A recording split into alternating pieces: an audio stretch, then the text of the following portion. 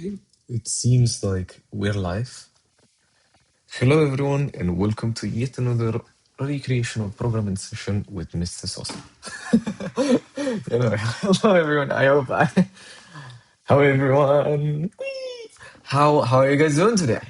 It's a good day. Hello. um, Here getting ready to start the day, at least in my case. For many of you, it's going to be around the afternoon, I imagine. Maybe if you're in Europe, it's like you're leaving from work.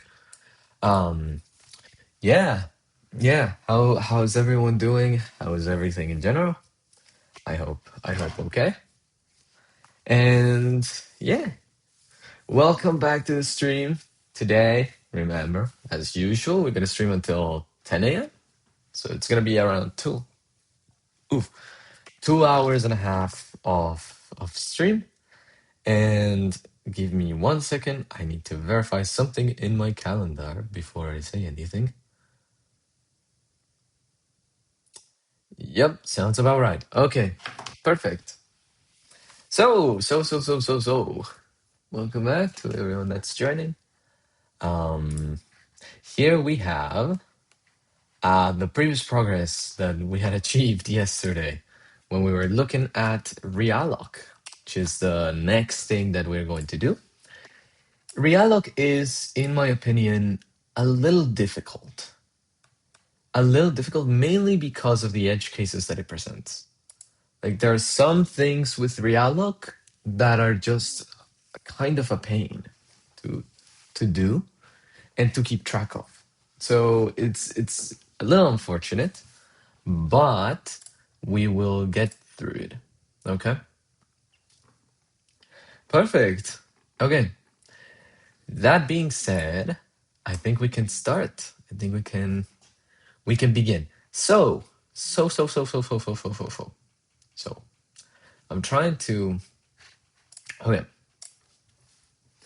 So one thing that we need to have in mind, and I think I'm gonna just erase whatever we have here, so that we start with a fresh mind. Um, Something we have to have in mind is sort of a context of the surrounding things, right?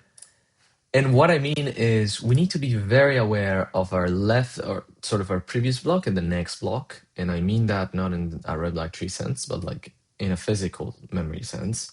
No, not physical memory, virtual memory. But yeah, you get the point. The block that's to my left, the block that's to my right. And so what's going to happen is with Realloc, we need to be really careful, really, really careful with those cases, right? One thing, okay, so if we are to begin now, one thing that we have to have in mind is that just like every other function, whenever we realloc, we need to align the size to be 4-byte aligned, right? So what we're going to do is we're going to say, well, size of. So we're basically going to apply the same principle we applied last time, and where we reasoned that this is a pretty good way to obtain alignment for size. And basically what it does is align the entire block to be 8-byte aligned, and then whatever's left, excluding the header, just give it to the size, right? So it's pretty simple. It's a pretty reliable way to do it. And after that, we need to know which block it is that the user is talking about, right? Because they're providing us a pointer. They're telling us, oh, I want to reallocate this block specifically, but which one? Well, when we think about blocks, we always do it through this type called a heap pointer, which is basically an offset from the beginning of the heap. So what we're going to do is we're going to obtain the heap pointer of that block by just doing, a UN pointer t of whatever the pointer is minus the same UN pointer t, but this time with the lowest byte in the heap. So that way we obtain the offset of where this is pointing at. And so So remember that the user's pointer is pointing at the user data section rather than the beginning of the block. So currently we would be in the user data section, and thus we need to go back by the size of the allocated header, which is only a UN32, representing the size of the block. Okay? Now, we also need to, as I said before, pay attention to our previous block and the next block. So I'm going to create those variables for those, just because I don't want to be calling pref block of block all the time, and, you know, next block of block all the time. So instead, we're just going to call them p block and n block. P block being previous, n block being next. Now, we have located those two things, right? We have the one to my right, the one to my left. We think of the one on the left as the previous, and the one on the right as the next. So I have my previous, I have my next. Why do I need them? Well, we need them because, and this is something that we have to have very sort of in mind, is that when we're talking about Realloc, always, but always have this situation in mind, which is the situation we were talking about yesterday, right? So this is going to be the thing we imagine all of the time when we are developing Realloc. Basically, suppose this is a block of size 40. I don't know why it's so thick. Give me a second. Suppose it's a block of size 40, right? This one's also a block of size 40. And this one's also a block of size 40, right? So what is it that we're going to do? Well, suppose that somebody calls realloc, right? Realloc.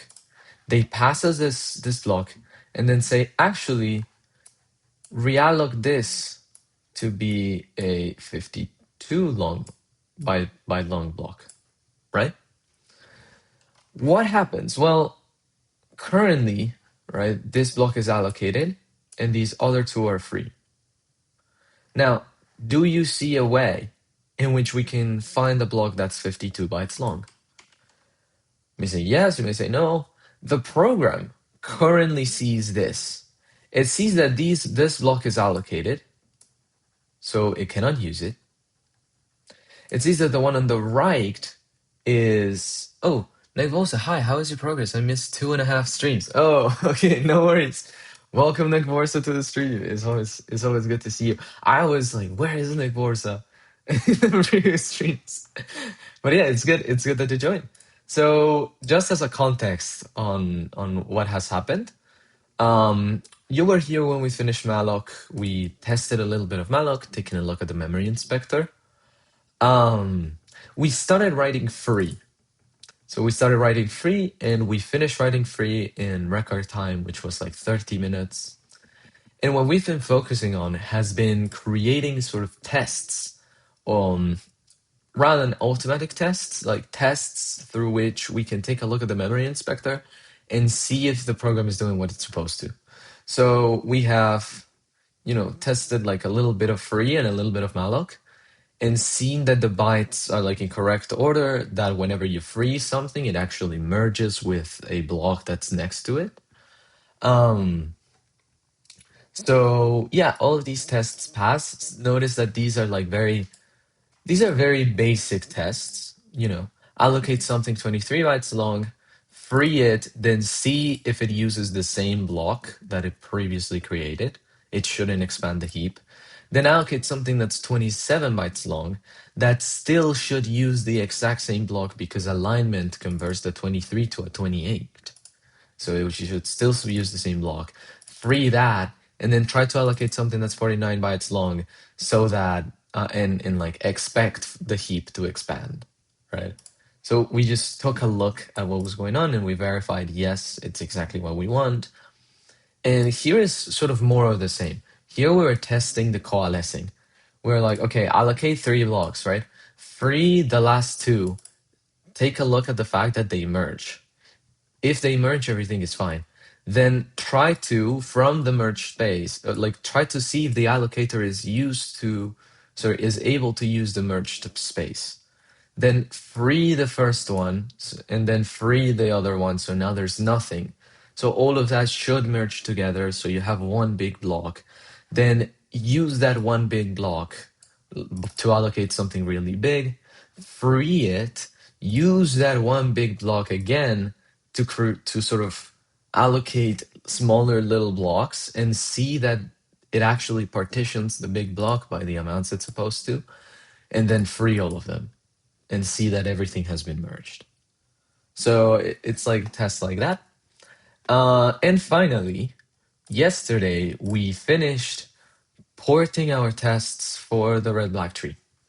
So this was something I wanted to do because despite having tested the implementation in C++ that we had made, and in fact, that is the place where these where these tests come from. Despite having tested that in C++, the translation may have broken something, and indeed it did, right? I forgot to write a continue on one specific line, and that was messing up a bunch of stuff.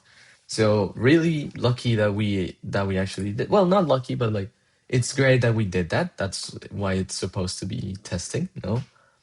And that's basically what we did yesterday. We ended up running the tests and everything passed when it comes to the red black tree.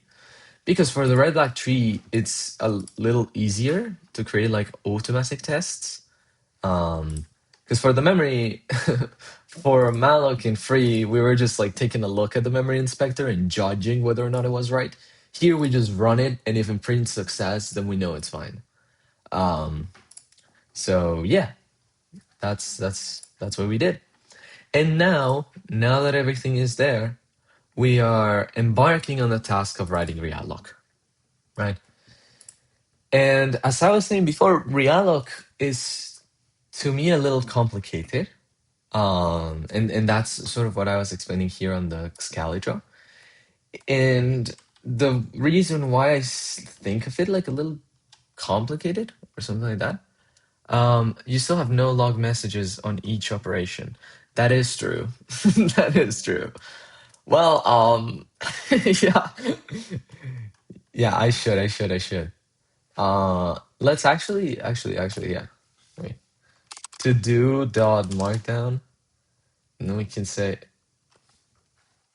what is this logo? Huh? What is that logo?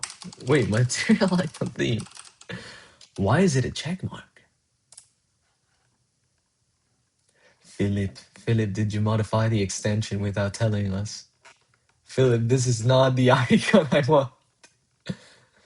Wait, where's the it used to have the picture with all of the icon sources. Yeah, material design icons, open.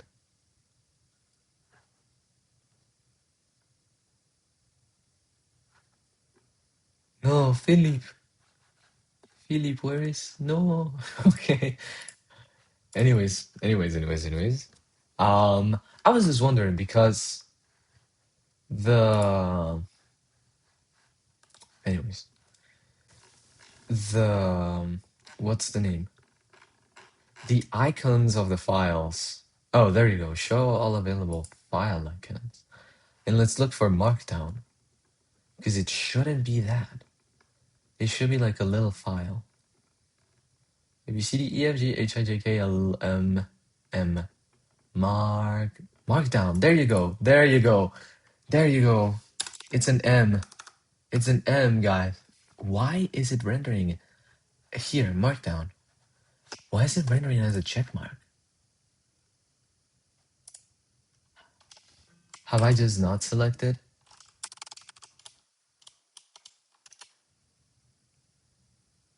Material icon theme is active. Am I just inventing? Yeah. Oh, Penguin Operator, welcome to the stream. Welcome. Nice to see you again. I'm currently having a little bit of a crisis because the icon of a markdown file doesn't look the way it's supposed to. Icon theme. let's see, file icon theme, and it should be not minimal, not SETI.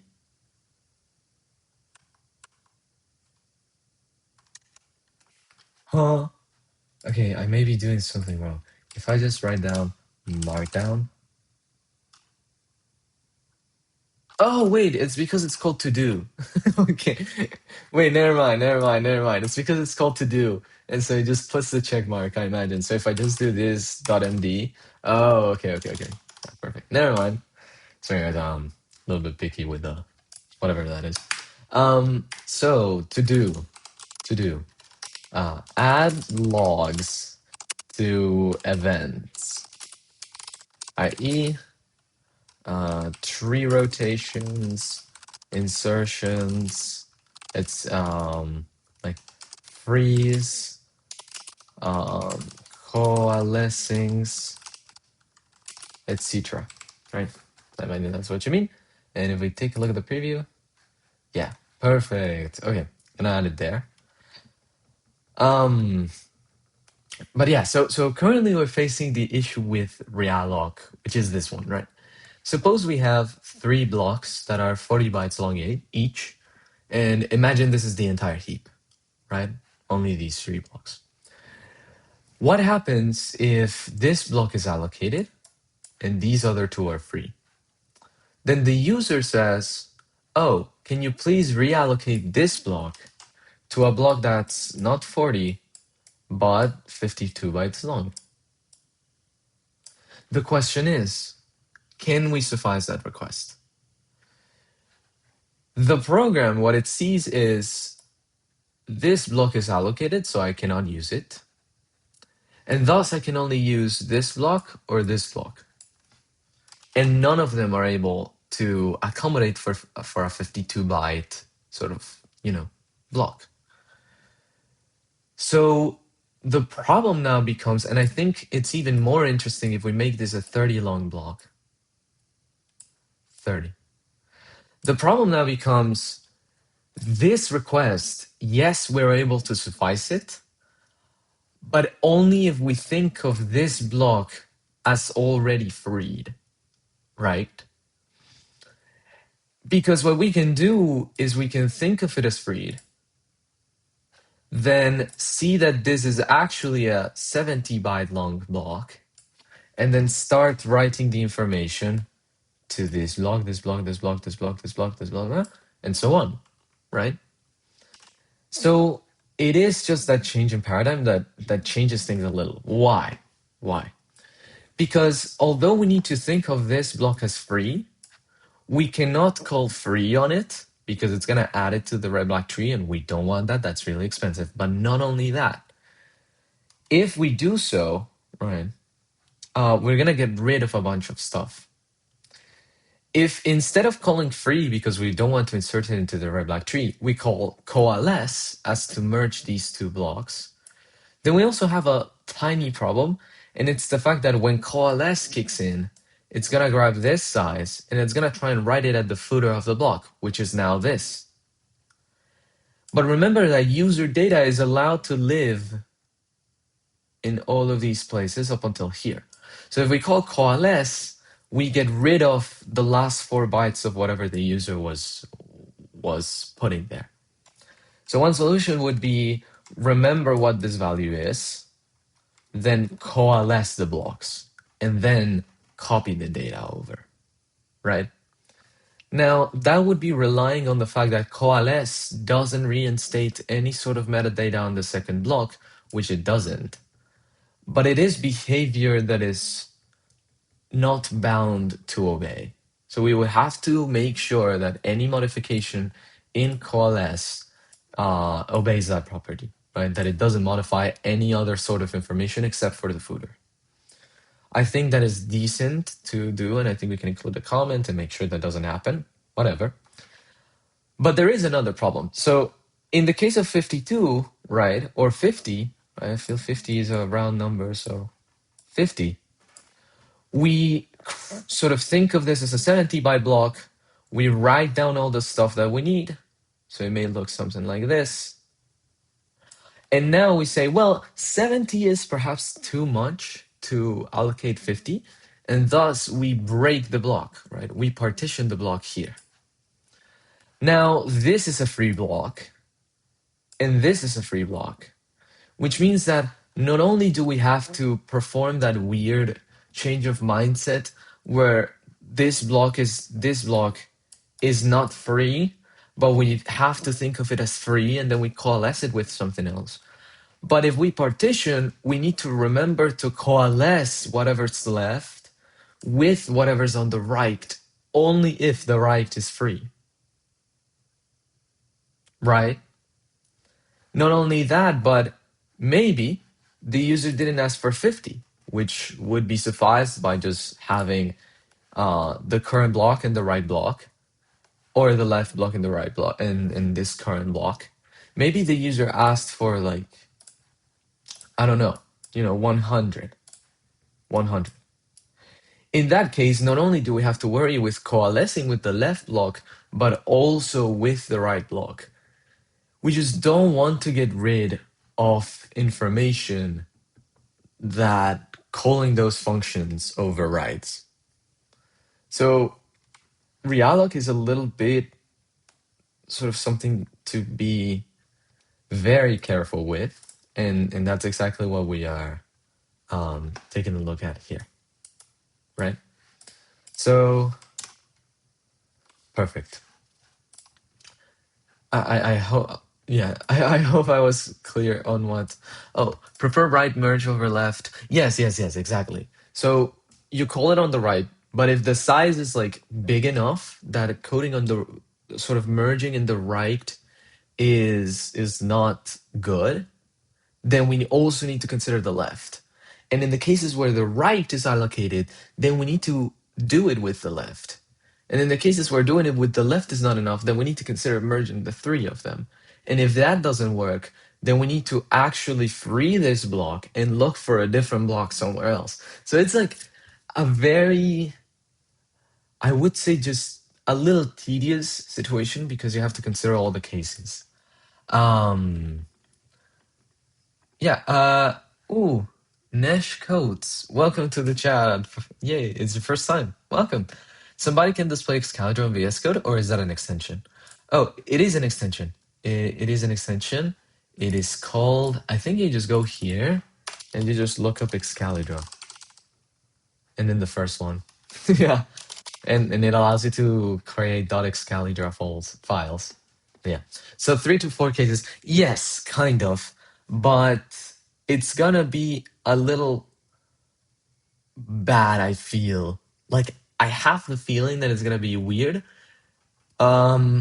Yeah, let's just start. Let's just start. So we're taking a look at the current block, right? We have the previous block and the next block. What do we need to do? Well, we need to figure out if we need the previous, the next, right? So first thing is check whether this block and the next block is something feasible.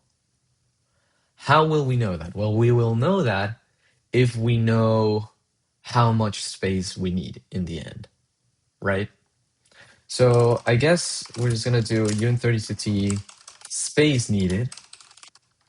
And how much space do we need? Well, we need size of uint32t plus size, right? We need that much. Independent of where it goes, how it goes, we need that much space in general. Now, the thing is, right, this is sort of assumed already. Now, okay, let's think about it. So if the block that's next to us is free,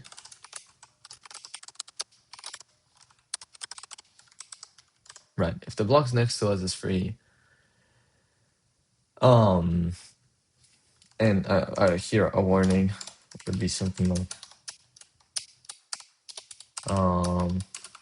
consider what happens with no next block. So what happens if we run this algorithm with the last block, well, it won't have a free block. So calling is free of a null heap pointer, it's going to be an error. But let's just not think about that for now. Let's just try to design the general case. So if the next block is free, and not only that, but we are able to suffice the request with whatever the next block contains. So that means if the current size of my block, right, plus the header of the next block, plus the next block size is enough, then we're going to merge the two together. You know, partition if necessary, and then just return, right? I feel that that's what we would have to do. So when it comes to merging the two together, right, what does that mean?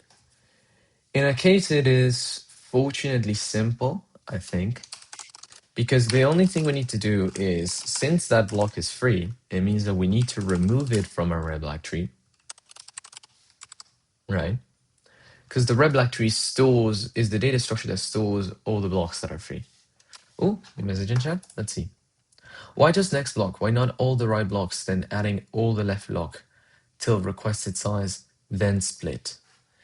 Yeah, like, so there's only going to be one left block, one right block. And the reason for that, I feel, is we only look at the left block. So if we also try and see, so I think that, let me know if this is what you're saying, because I'm not sure that can work. Because if all of these were to be free, right, just in like the situation we were picturing before, so this is also free and it's also 40.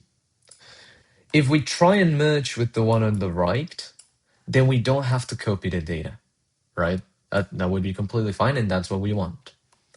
But if we merge with the one on the right and the one on the left, and then after that, we try and consider if we have to partition somewhere, it's going to be kind of bad, because if the one on the left is indeed free, then our block pointer is going to point here, but the data is not going to be there. The data is going to be in some random place of the block, which is where the previous pointer was. And thus, we're going to either we copy it over so that it is consistent, or we leave it here. And if we leave it here, then we're going to have another problem, which is when we call partition, we want to partition always on the right, right? We want the free block that remains to be on the right, because that is the principle that guides the memory allocator. In this case, we would be merging with the left and then trying to find a way to partition such that the free block is on the left, right? So it doesn't seem to add up. Also, if you were to merge them both together, you wouldn't know whether or not the request can be sufficed by only these two, in which case you want to merge only these two, or if you actually need the three of them. Because if you merge them, the three of them together, you're going to only see like, oh yeah, there is a block of like 40 plus 40, 80, and 80 plus 3, 110. There is a block of size 110, but then you're not going to know, well, I know that, but could I have just used this block of size 80, which in our case is true. So if you merge them three together at the beginning, from the start, we're not going to be able to gather this information, which could allow us to have a better memory allocator, because it's faster, right? You just merge with the right and then don't worry about anything else. So this is the type of thing I'm talking about, where it's like it seems rather simple. I would definitely prefer it if we could just call free on this block, consider this thing as a huge block, add it to the red-black tree, and then just do red-black tree find, and then 52, we find this guy, we copy all the data over here, and then we partition here and then leave the rest free, so like following the normal path that it would. But if we want to be efficient and save some time, then that is the price that we have to pay. That Realloc becomes a little more involved. But yeah, so that's why I want to first check the right. If the right doesn't work, then we actually check the three of them. And if the three of them don't work, then we look for a block somewhere else. So in the case of the right, we need to merge the two together. And for that, well, the next block is free.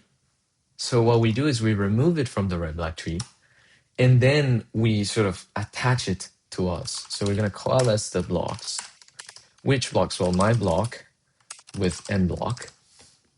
So now they're together. And there is the thing that we already have the information inside, right? So what we need to do is we simply need to say, well, right block, please partition if worth it. Who are we going to partition? Well, we're going to partition this block, which is now a big block. And the size that we need is going to be the size that the user requested. So that's it. And then we say, well, if there is a remaining right block, then we want to consider it to be a free block. So then we say red black tree, insert. We want to first also say that this block is free. The right block. And then insert into the red black tree whoever this guy is, right? RB tree, and then red block. And here we're going to say true, you're free. Perfect. So once we do that, we partition, everything is fine, and I think this follows the exact same code that we have been writing in other parts, yes. And then after that, we actually return whatever the pointer is, right? So what we return is going to be a chart star to the memphi low, so to the lowest byte of memory, plus the offset of our block, plus whatever it needs to skip for the header. Perfect. There you go. So there is there something wrong with this? So when we partition this guy, we are completely fine. We leave it on the right.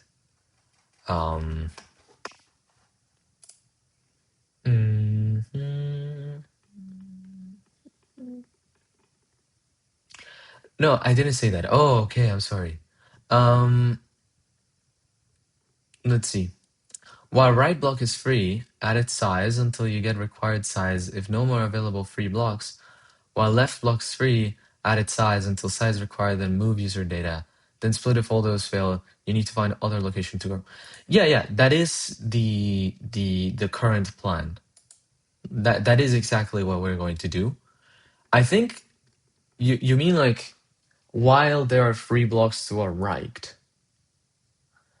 But that is an impossible situation if I'm not mistaken. What I mean by that is if we were to have, say, another free block over here, sorry. If we were to have another free block over here, and then the block to our right is also free, then a merge would have already happened, right? Because two blocks, by the principles of our memory allocator and the way we have coded it, it is impossible for two free blocks to be next to each other because they would have merged.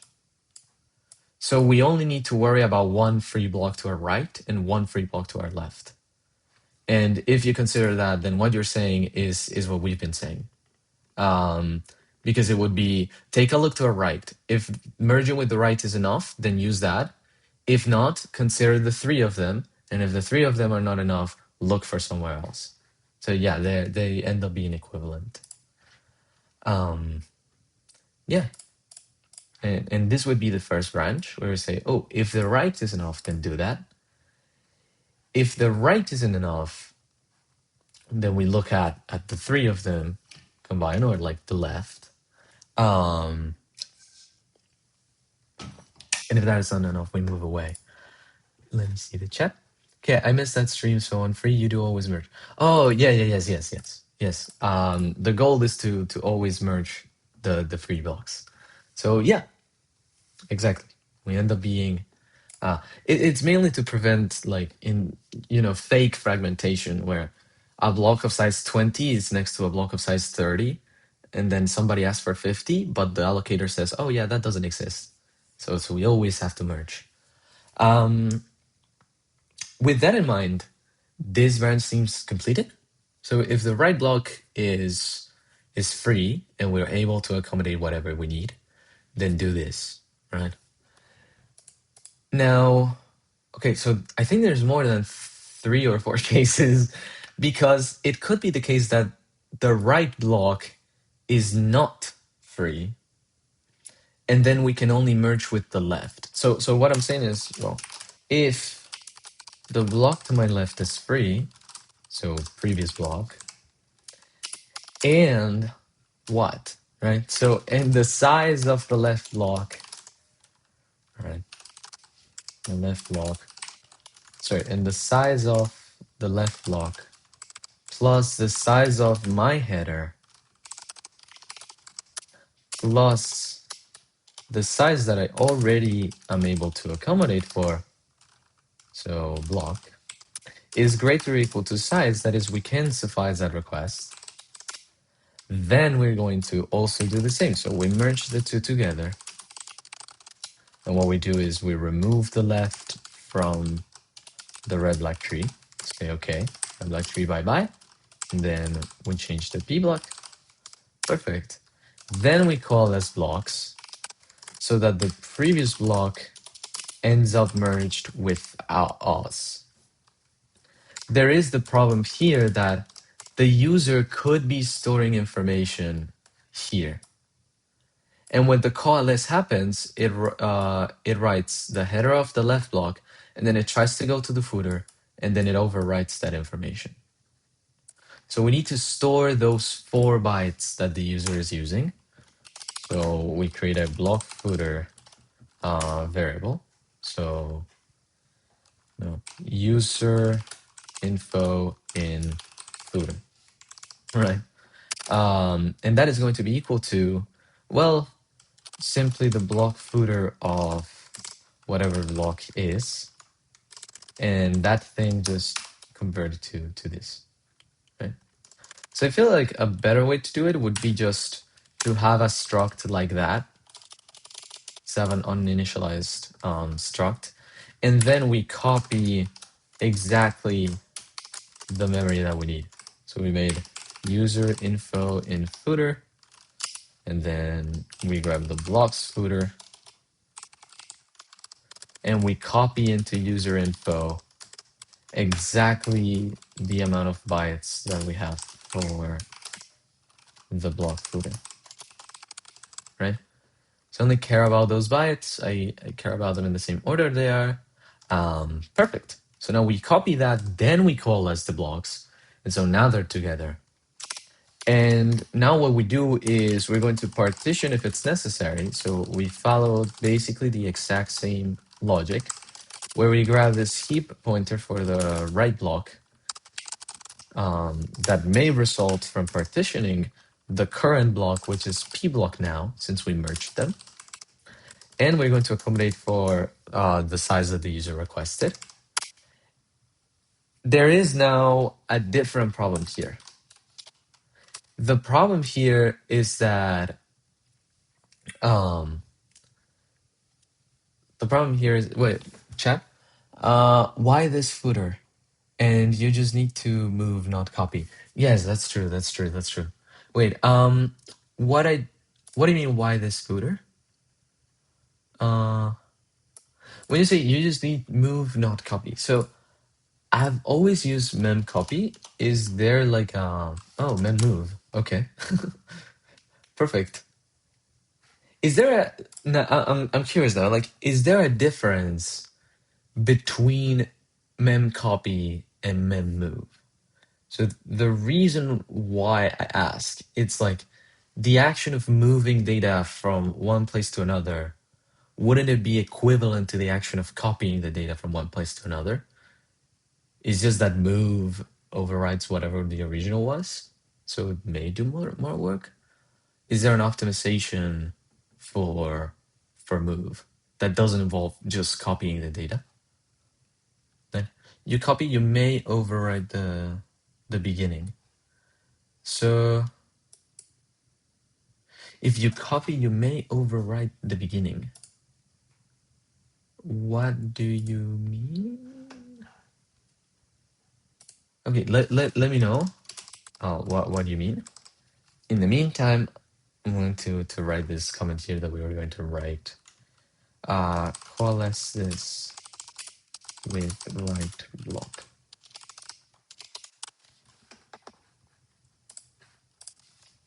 Let me also add another item that says checker.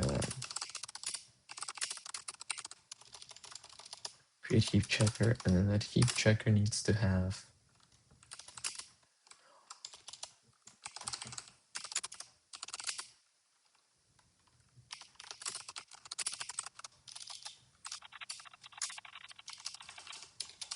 perfect. Okay.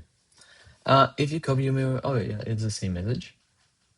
So here I was just writing like a little to do, in that we can also create a sort of heap checker. I don't know what to call it, but like something that checks the heap sort of periodically to see that there's never 2 plus 3 blocks next to each other, just so that we can verify correctness of the program.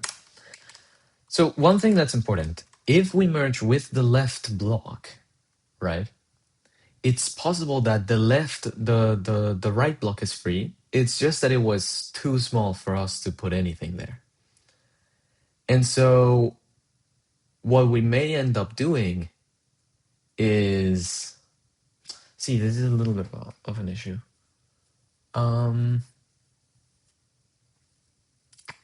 Yeah, what we may end up doing is just coalescing with the right block. So what I'm saying here is, suppose that this instead of 40 is something like 10, right? So then when the user asks for 52, we're going to take a look at 40. We take a look at the right, and despite it being free, the total amount would be 50. And so the right is not enough. So now we go to the left, and the left is enough. And thus, what we're going to do is we merge these two together.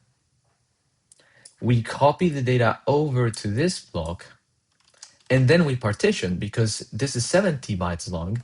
We have 52. By our rule, it is worthy of partitioning. And so we partition somewhere along here. Notice now that this little new block that came from the partition needs to be merged with the right block, which despite being free, we didn't use since it was not enough. So this is like one of the things that we have to do. Now, one thing that we could do is simply, if we see that we require to merge with the left, we say, nah, it's not worth it. We're just going to merge all of the three together. And by the end of it, whatever remains in the partition, we simply just free it. So what I mean is, instead of just joining with the left and then the current, oh my god, Coder 2K is rating with a party of 96. What? Oh, hello everyone, welcome to the stream. Wow, this is what's going on? Whoa, gotta go through, have fun. Thank you very much, Coder 2K. Thank you very much. And this is the biggest party we've ever had. Damn, that's absolutely. Also, Negvorsa, I think you missed when Jasper also rated the stream. Like, this is absolutely crazy. Damn. Okay. Hello, everyone, and welcome once again to the stream. And yeah, say hello to all of the new chatters that we have and the new viewers that we have. I hope everyone is doing well. And yeah, currently we are working on our memory allocator, and we are taking a look at the realloc function because we've already written both free and malloc, which in our case we call malloc. So yeah, the problem with Realloc is this, it's a little bit complicated, or rather than complicated, we just need to be very careful with how we treat some things. And we're currently deciding on what to do in a specific situation, which would be this one. Right? This one I'm taking a look at right now. So yeah, feel free to hang around however much you like and and all of that. How does it work basically? So it is a memory allocator. Its role is simply to allocate memory for the programmer to suffice some sort of request. Malloc 52 is give me 52 bytes. And whenever the user is done with it, they're going to call free. And thus the allocator is going to need to free that memory. What the decisions we've made is we're going to keep track of our free blocks using a red-black tree so that search is efficient. So if we keep track of them in a red-black tree and the user asks for, I don't know, a block of size 52, then we're just going to navigate through the red-black tree until we find a node that allows us to suffice their request of 52, right? And that is basically the main idea, right? That is the main idea of it, and that's what these malloc and free guys are doing. Right? They're sort of obeying that framework. And yeah, that is the basic explanation. So currently with Realloc, we have this situation where if you have a block that's free on this side and a block that's free on this side. So there's like thousands of drawings everywhere. Let me go back to something that's more polished so that it doesn't clutter the view.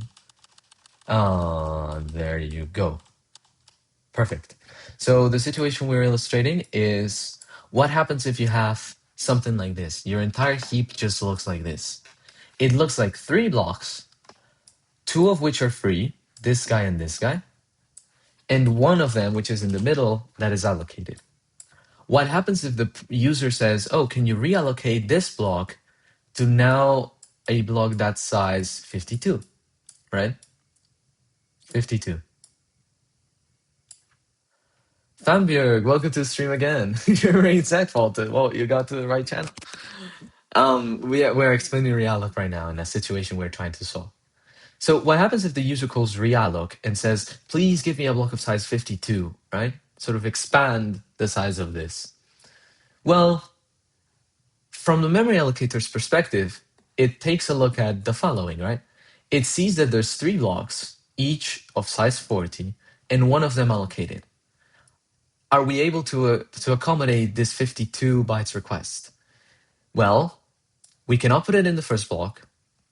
We cannot put it in the second block because it's allocated, and we cannot put it in the last block. So the memory allocator is going to say, no, I cannot realloc this.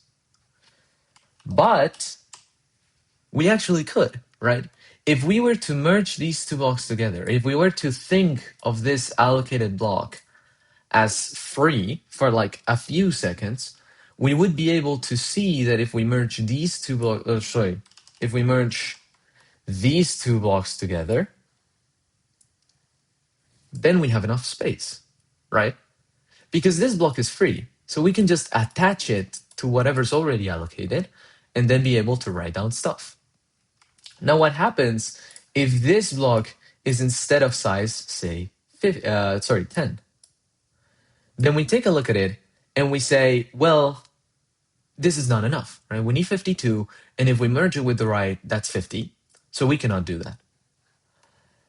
Instead, we maybe take a look at the left. And so we would be able to say, okay, merge these 2 blocks. The problem now is that previously, we could get away with just merging these 2 together because the data of the block is already written here. So we only need to expand the block. But if we decide to merge it with the left, then we have a problem. Why? Well, because, every single time, right, we take a look at this block, the information is written here, not at the beginning of the block, which is where it should be. So if we merge with the left, now we need to copy the data. And once we copy the data, we actually merge the two together.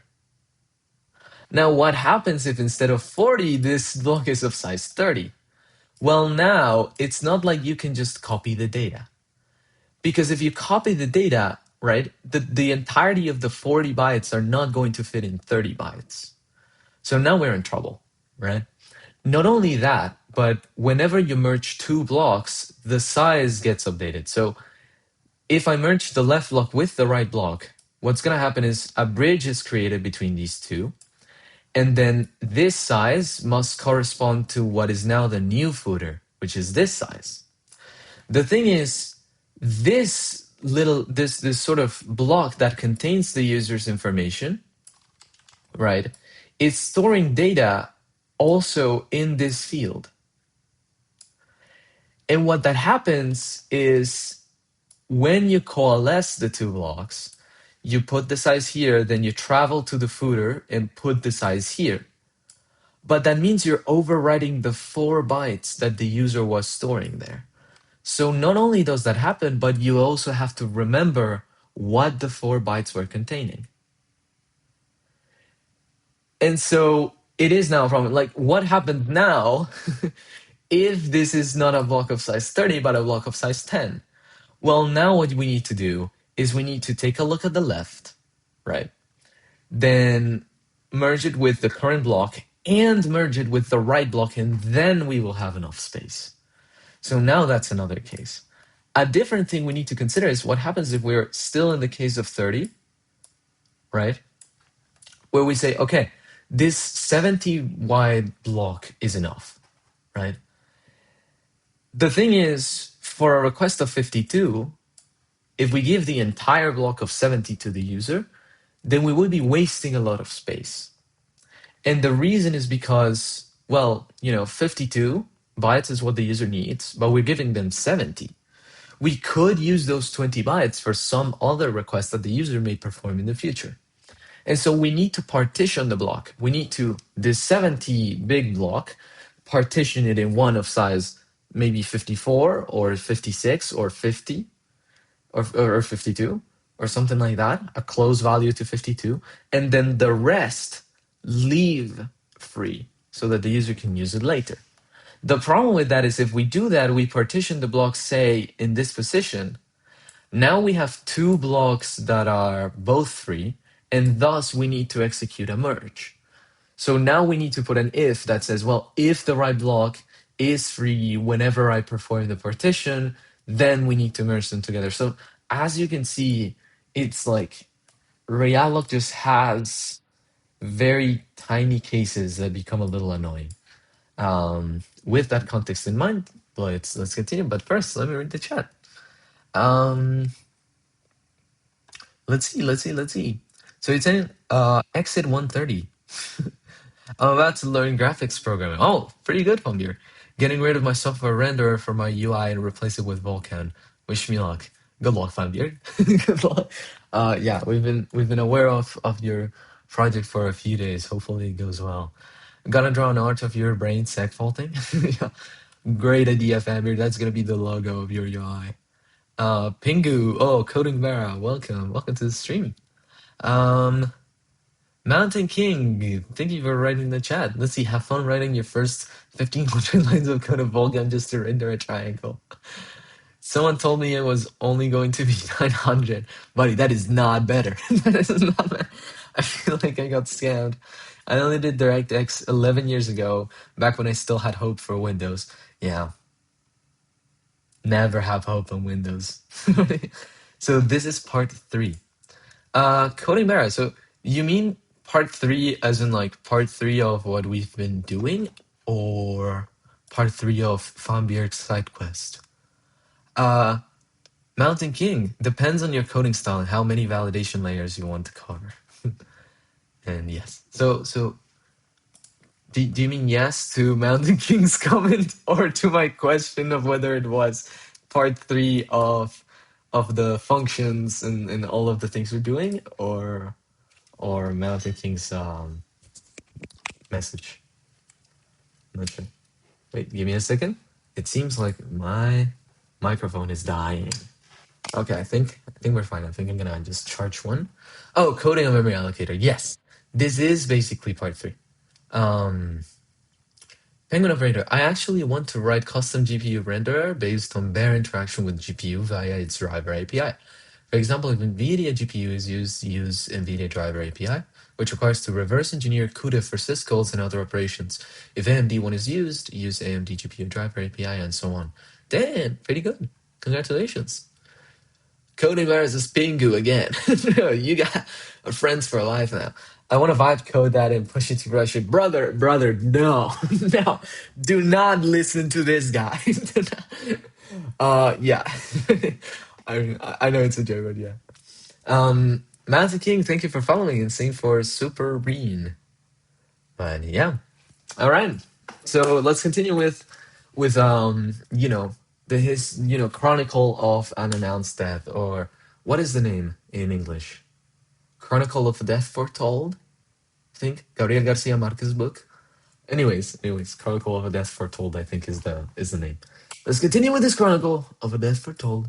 So so basically, we already wrote the code of, okay, if the right block is enough, then let's do this, right?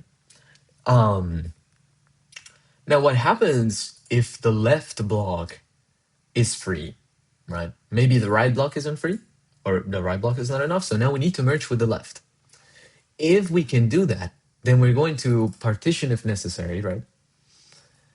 And we need to evaluate the possibility of coalescing with the right block. So if after partitioning, we end up with new material, then we need to merge it with the right? So by that I mean, well, if the right block is free, next block, then we need to merge those two together. So we say arbitrary remove, and then we remove from the red block tree this block that's free. Then we set it to be free, right? True. And then after that, we merge them. So then we coalesce those blocks together. Which one? Well, the right block that just spawned with the block that we have to our right. After that coalescing is done, we're going to add into the red black tree the block that we've been talking about, arbitrary right block. And we need to mark that block as free, the right block, right? Then once we insert it, block set is free. Yeah. So once we insert it into the red black tree, it's gonna say true, and it's free now. Everything is sunshine and rainbows. And thus, after that, we simply need to return, right? We return mem heap low. So we return the lowest byte of the heap, we convert it to a chart star. Then we add to it the offset of the left block, which is the one we need to return, so p block, and we skip the header section, which is a UN32. And that's what we give to the user. Perfect. Okay. Great. So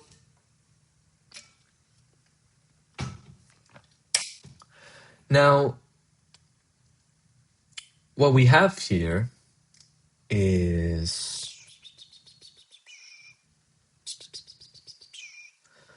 let's see if this is enough, right? And rather than a warning comment, since we already implemented, check if we need to coalesce with right block, right? So, ooh, Juilop El Kill Queen. Welcome to the chat. Welcome to the chat. Hello, it's a WSC, isn't it? What does it mean? What is a WSC? Wait. Oh, I'm missing some context. Euros Gear. That's basically the Mesa project. I did try to vibe code the Volcom code at first, but it worked super terribly. Claude couldn't fix its own mistake. I could not read any of the code, so I wasn't going to be able to fix it, so I removed it again. Was a nice attempt though. But I couldn't code to find biggest number in array, damn. Alright, I'm sure you'll be able to code it, man, don't worry. Try to write code the bare CUDA renderer. It must be easier with shaders, etc. First in C, then you see FFI. What, brother? Do not do this. Yeah. Okay, I think you wrote a W instead, so that's what confused me. Yes, this is Visual Studio Code. Yeah. Um, show. Let's see. I use Z, by the way. All right, buddy. All right. Also, I use Arch. Okay, buddy. I use Arch, by the way. Okay, everybody uses Arch. In fact, the PC that I have back home, I installed Arch when school ended, when college ended for me, like this semester. I installed Arch on it because I was getting so tired of Windows. Like Microsoft really fumbled the bag, really fumbled the bag. I was like, I've been using Windows all of my life because that's what I grew with, right? I grew up with that, and then I just changed to Arch because, you know, it decreased by by a big amount the chances of having a happy life with a partner and a family in the future by installing Arch. But it is what we do. Anyways, I think I want to build a little rocket and vibe coded software. Brother, do not do that. Please. Saw you, Uncle T2. What does that mean? What is Uncle T2? I make it out alive. It's gonna make a lot of views. Okay. Nope. The rocket itself also must be vibe engineered. Brother. Okay. February. Slash timeout from Yeah, no. All right. People, we need to focus. We need to focus. Okay, so we're taking a look at the Realloc code, and we have the situation where if the right block is free and that's enough, then we merge with it. If the left block is free and that's enough, then we merge with it, and then the remaining piece, if we ever partition, we merge it with the right. And then we have the last case, which is what happens if neither the left is good nor the right is good by themselves, but merging the three of them together makes sense. So in that case, we would have to say, well, if both of them are free, right? If the previous block is free and the next block is free, so end block is free, and on top of that, the size of now let's see. The previous block is gonna be the one that is gonna be the lead. It's gonna be part of the header. So that plus the header of my block plus my block size plus the header of the right block plus its size. So now this size off we can just simplify by putting in a times 2 here, 2 times that. So if all of that is greater or equal to the size, then we're able to accommodate. It's really, it's a little bad. I don't know if you ask me. But what we can do is we can simply say, well, remove from the red-black tree both of them. So arbitrary, and then we're going to remove the previous block. And we're also going to remove the next block, right? We also need, well, not next block, call it end block. We also need to free them right after we remove them. So So we say bk set is free. The p block to be yes. This thing is, well, actually, we have no need to set anything. Yeah, we have no need to.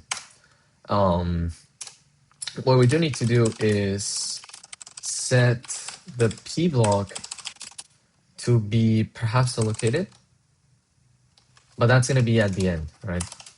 Here, at the end. Okay, so forget about that. We're going to call, okay, remove them from the red-black tree, both of them. And then what we're going to do is we need to merge all of them. So first, we merge our block with the right block. Right? So then we do coalesce blocks. We coalesce our block with the next block. And then once that's done, we coalesce the p block with us, right? Perfect. So here, something really important, order matters. So why am I saying that order matters?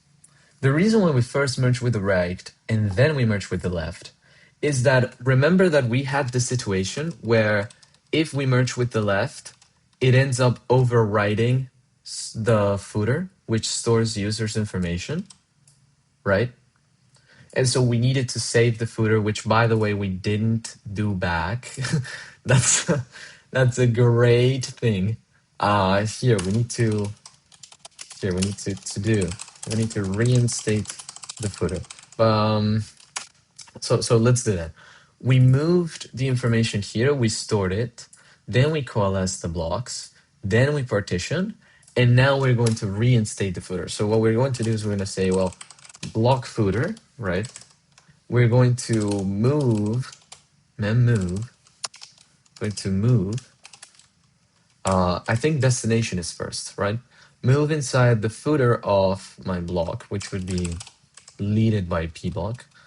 The information that's stored inside user info and footer. And how much information is there? Well, exactly the amount of information you need, which is the entire footer. So now that we have reinstated the footer, we can be completely tranquil. So what am I talking about, right? Why was I mentioning that order matters? Order matters because remember that we have the situation where, once again, when you write down stuff and then you coalesce the left block with the right block, you end up overwriting the footer of the current block, which stores user information. The way we can get rid of that is if we first merge with the right, our footer is no longer going to be here, but it's going to be here in a block that we don't really care about its contents, right? Meister Tip Kid, thank you for following. Yay. So we have that, right? And now that the footer is something we don't really care about what it contains, now when we merge with the left can override whatever it wants with the right. And so we save ourselves the trouble of having to copy that memory and whatnot. Here, the order matters, and it's really important.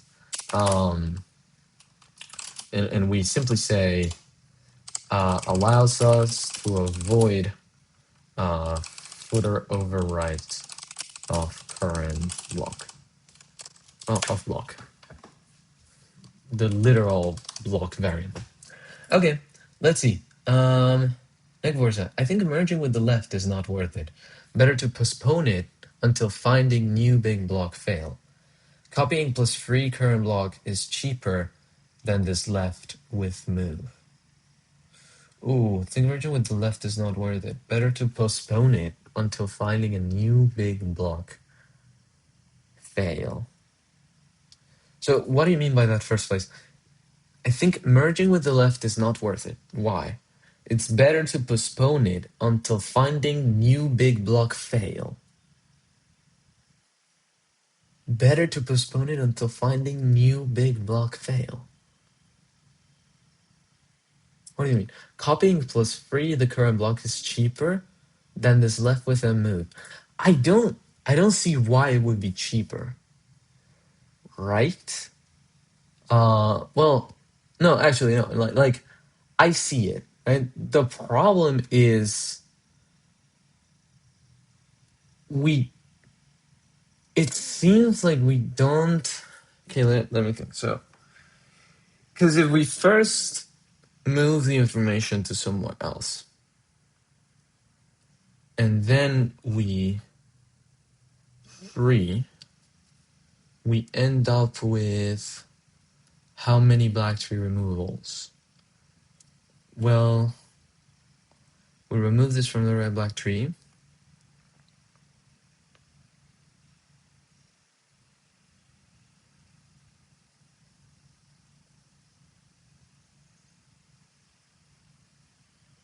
No, I think so. It ends up being cheaper to do the left, right? Because when we perform the thing with the left, what happens is we first remove this block from the red black tree. So that's one operation that's expensive. This one's already not in the red black tree, so it's fine. Then we coalesce them together, which is an O of 1 operation since we only need to update the header and the footer. And once we coalesce them together, we don't need to put it back in the red black tree because this is already allocated. The only one would be the second thing that we do. So it's like optional. We do the removal of the right block and then merge it with the right block, with the remaining stuff. So it's at most 3, and in the usual case, it's only 1. If we do a 3 and then try to find somewhere else, then we have first, we have to find the new block. So that's going to be 1 because find is a login. Then we need to remove it from the red black tree. So that's going to be 2 guaranteed. After we remove it from the red black tree, we store all of the information. That's completely fine and no more expensive operations on that end. But now we need to remove or like, free our block and still merge it with the left, because if the left was free, the coalescing needs to happen either way. So that's going to be the same amount of work for that, where we remove the left from the red black tree, then merge them together, and then add it back. So that's 4. 4 operations compared to the 1 operation in a usual case, 3 at most. I think it's cheaper to just use the left. Unless I missed something.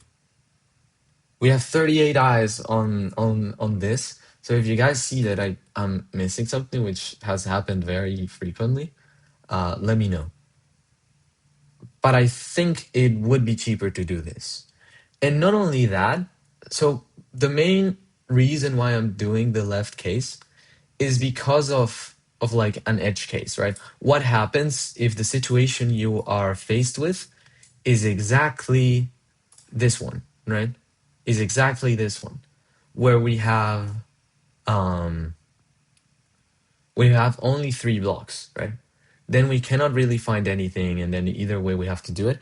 But I guess that's not really something that affects your proposal. Mmove is lower than mcopy. Yeah, that's why I was trying to use memcopy, but someone suggested to use memmove instead. Yeah, if memcopy is faster, then I'll stick to what I had before then. Yeah, memcopy. Yeah. Okay. Ba-da-ba-da-ba-da-ba-da-ba. Order matters, and then there's the last 2. So now we're in the case where the left is free and the right is free, right? So now we need to merge first our current block and the right block. And after that, this big block that we just merged together with the one on the left, right?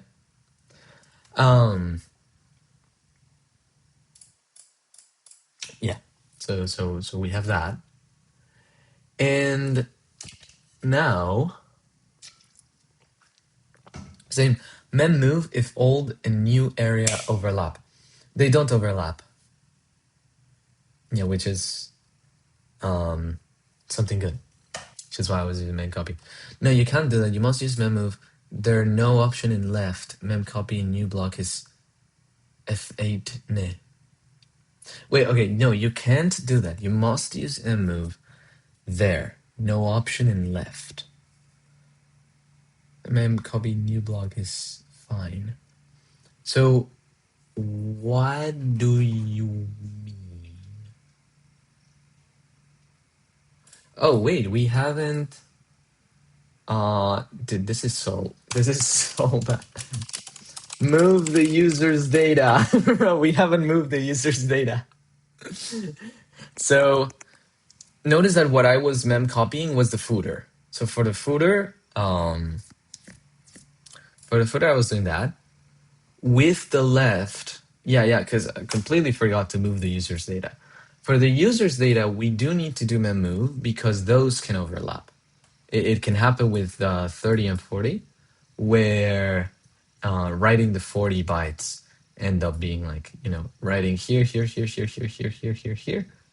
and then, it's going to end up writing into our space, right? So instead, what we can do is simply mem move. So we can mem copy the footer because we don't need to, we don't need to worry about it. But we need to mem move the entire section of that. So that's gonna be, I'm just gonna call it a star, the current block pointer, and that's just gonna be equal to the user section. So I'm just gonna call it u pointer. I know it's a bad name. I know, guys. I know. But what we can simply do is say, well, grab the beginning of the heap, right? Char star, then heap low, and then that plus the current block. So now we end up at the beginning of that block plus whatever we need to do to skip the header of it.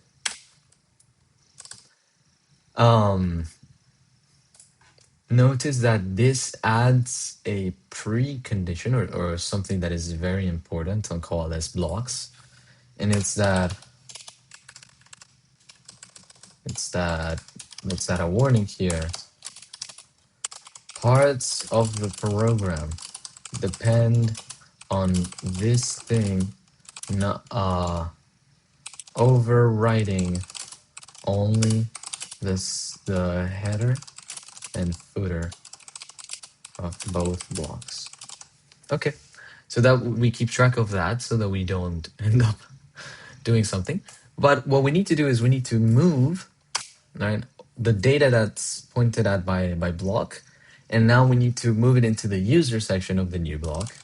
So that's going to be char star p block on the user pointer, which is going to be char star and then the mem heap low and heap low plus the p block plus the size of IUN32 to skip the header.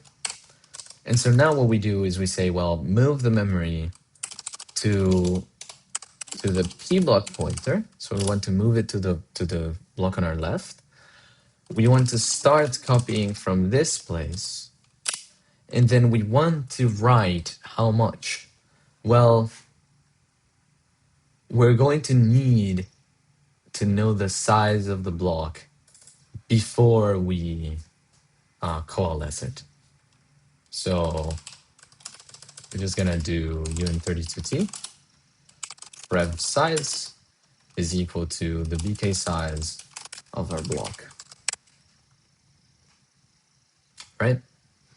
And then what we do is we say, well, copy prev size many bytes, starting from there, and then that's it, right? We mem copy and whatnot.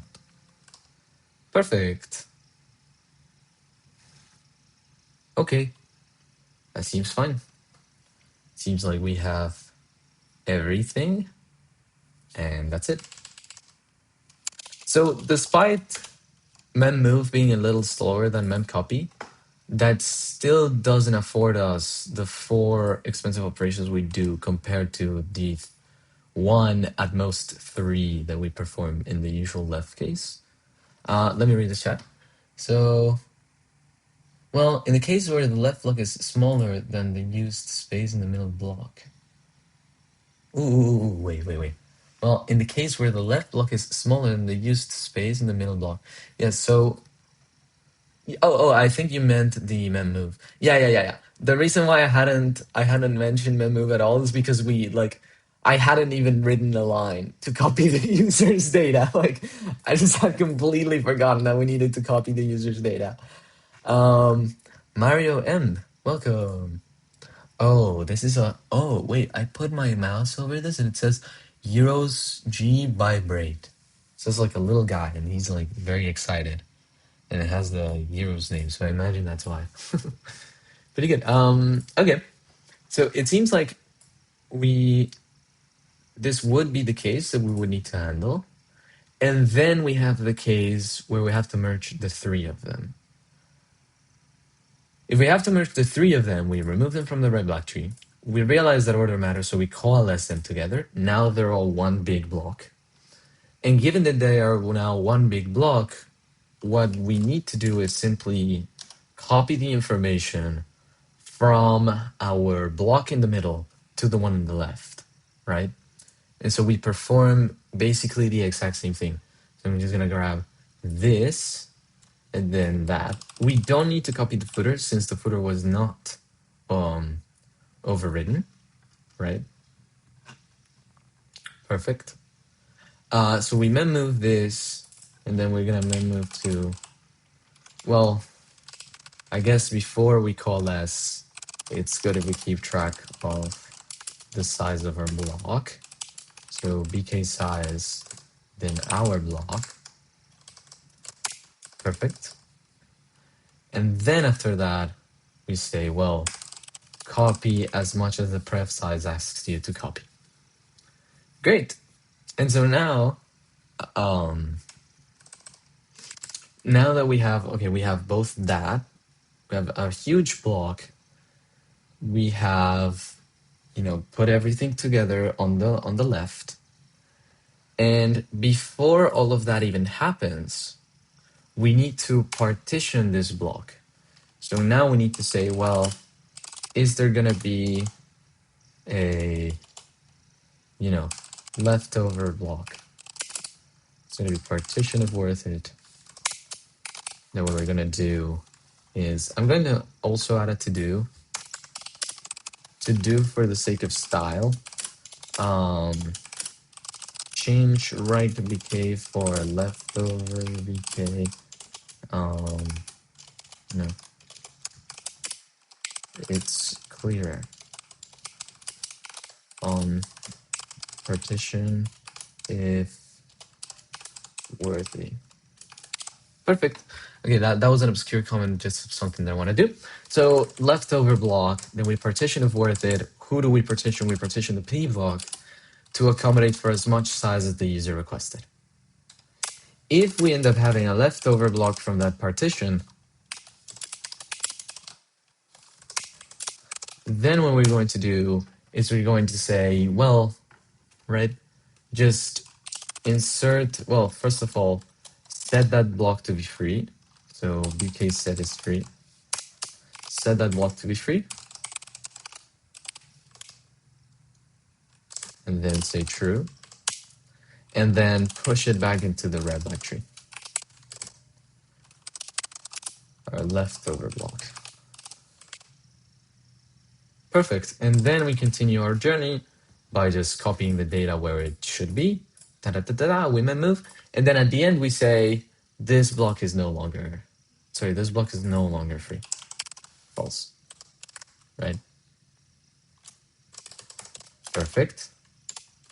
And after that, we just give it back to the user, right? We say, well, a char star, and then a memkey blow, plus the, the P block, plus whatever the size of a header is, which is a UN32. Perfect. I think that's the last case where we need to merge the three of them together, and then we get rid of. Then we partition in case something's free. We give it back. Okay, I think we're good. So After this case, we, if nothing worked, we just do the usual, right? This is the simpler one where we just free the block and then we just, now lock something else. Ooh, new message in chat. Let's see. Ooh, Xproof, welcome to the chat. Yo. How do you stay motivated working on side projects like this and learning? I recently built a very small Lexer and parser. Yo, wait, congratulations on the Lexer and parser. That sounds pretty cool. And to answer your question, um, I don't know. I feel like just like any of us, there is just an inherent passion to programming where you just want to build something and you're like, oh, yay, let's code. Rather than the building process, I enjoy the process of writing the code itself, and like, coming up with the ideas and the design and everything. So that inherently is very coupled with learning. And I feel that is an advantage or a reason. And another reason is the fact that usually I'm bored with, other stuff that they make you do, say at an internship or something like that. Especially currently with AI, where I'm really not doing much. I'm just prompting God to do things. So my way to take a break of that is just, finding projects and doing things that I really feel passionate about. Yeah, and in fact, this Twitch channel is part of that motivation. No, uh, I usually would procrastinate a lot and not really do many side projects or stuff like that. With the Twitch channel, like I want to give a chance for people to join in so we can all together sort of take a look at problems and learn from many of the people, because many of you, I think you've noticed, right? The majority of you, if not all of you, have more experience than I do. Like, just a few seconds ago, Nick Borsa was like, no, no, you're doing it wrong, which indeed I was doing it wrong. I wasn't even copying the user data. Um, so it is a process of learning. So hopefully, and I don't know, maybe you guys can also learn something. I don't know. Maybe some of you have learned stuff, but it is the fact that I am learning that makes it at least my goal, so that people can just join the stream and learn too, which is the reason why we designed the things from scratch, right? Just want to start from the beginning, have no previous knowledge, and just, find our way through the design as if we were creating it for the first time. Um, so yeah, do you ever lose motivation if you struggle? I feel yes. Like, if it depends on what you mean by struggle. If it reaches a point where the project is stagnant and I'm like, I don't know what to do, I think everybody without exception would would lose a little bit of motivation. Um, so taking a break, if that ever happens, is is something good. Uh, there are projects that I have just like straight up abandoned because I've been like, yeah, no, this just doesn't, it's just consuming too much of my time. It seems like I'm not aiming at anything, and so you just abandon it. Don't do that if the project is worth it, or like something you've worked on very decently. But yeah, it's just that. It's just that. So I don't know. Um, MKF Gaming One, thank you for following. Let's go. But yeah, so I hope, I don't know. I'm not sure if that answers your question. Hopefully it does. But yeah, why did you build a Alexa parcel? Was it for like a custom thing, or did you just want to learn about it? Was it something else? Let me know. For learning. Okay, okay. Did I forget that the delay between me and you guys is basically null now? Because I found the exact setting on OBS to set up everything so that it wouldn't lag. And so now it's weird to me for me to see the message immediately. But good, yeah, for the sake of learning. So exactly, you know, it's always for the sake of that.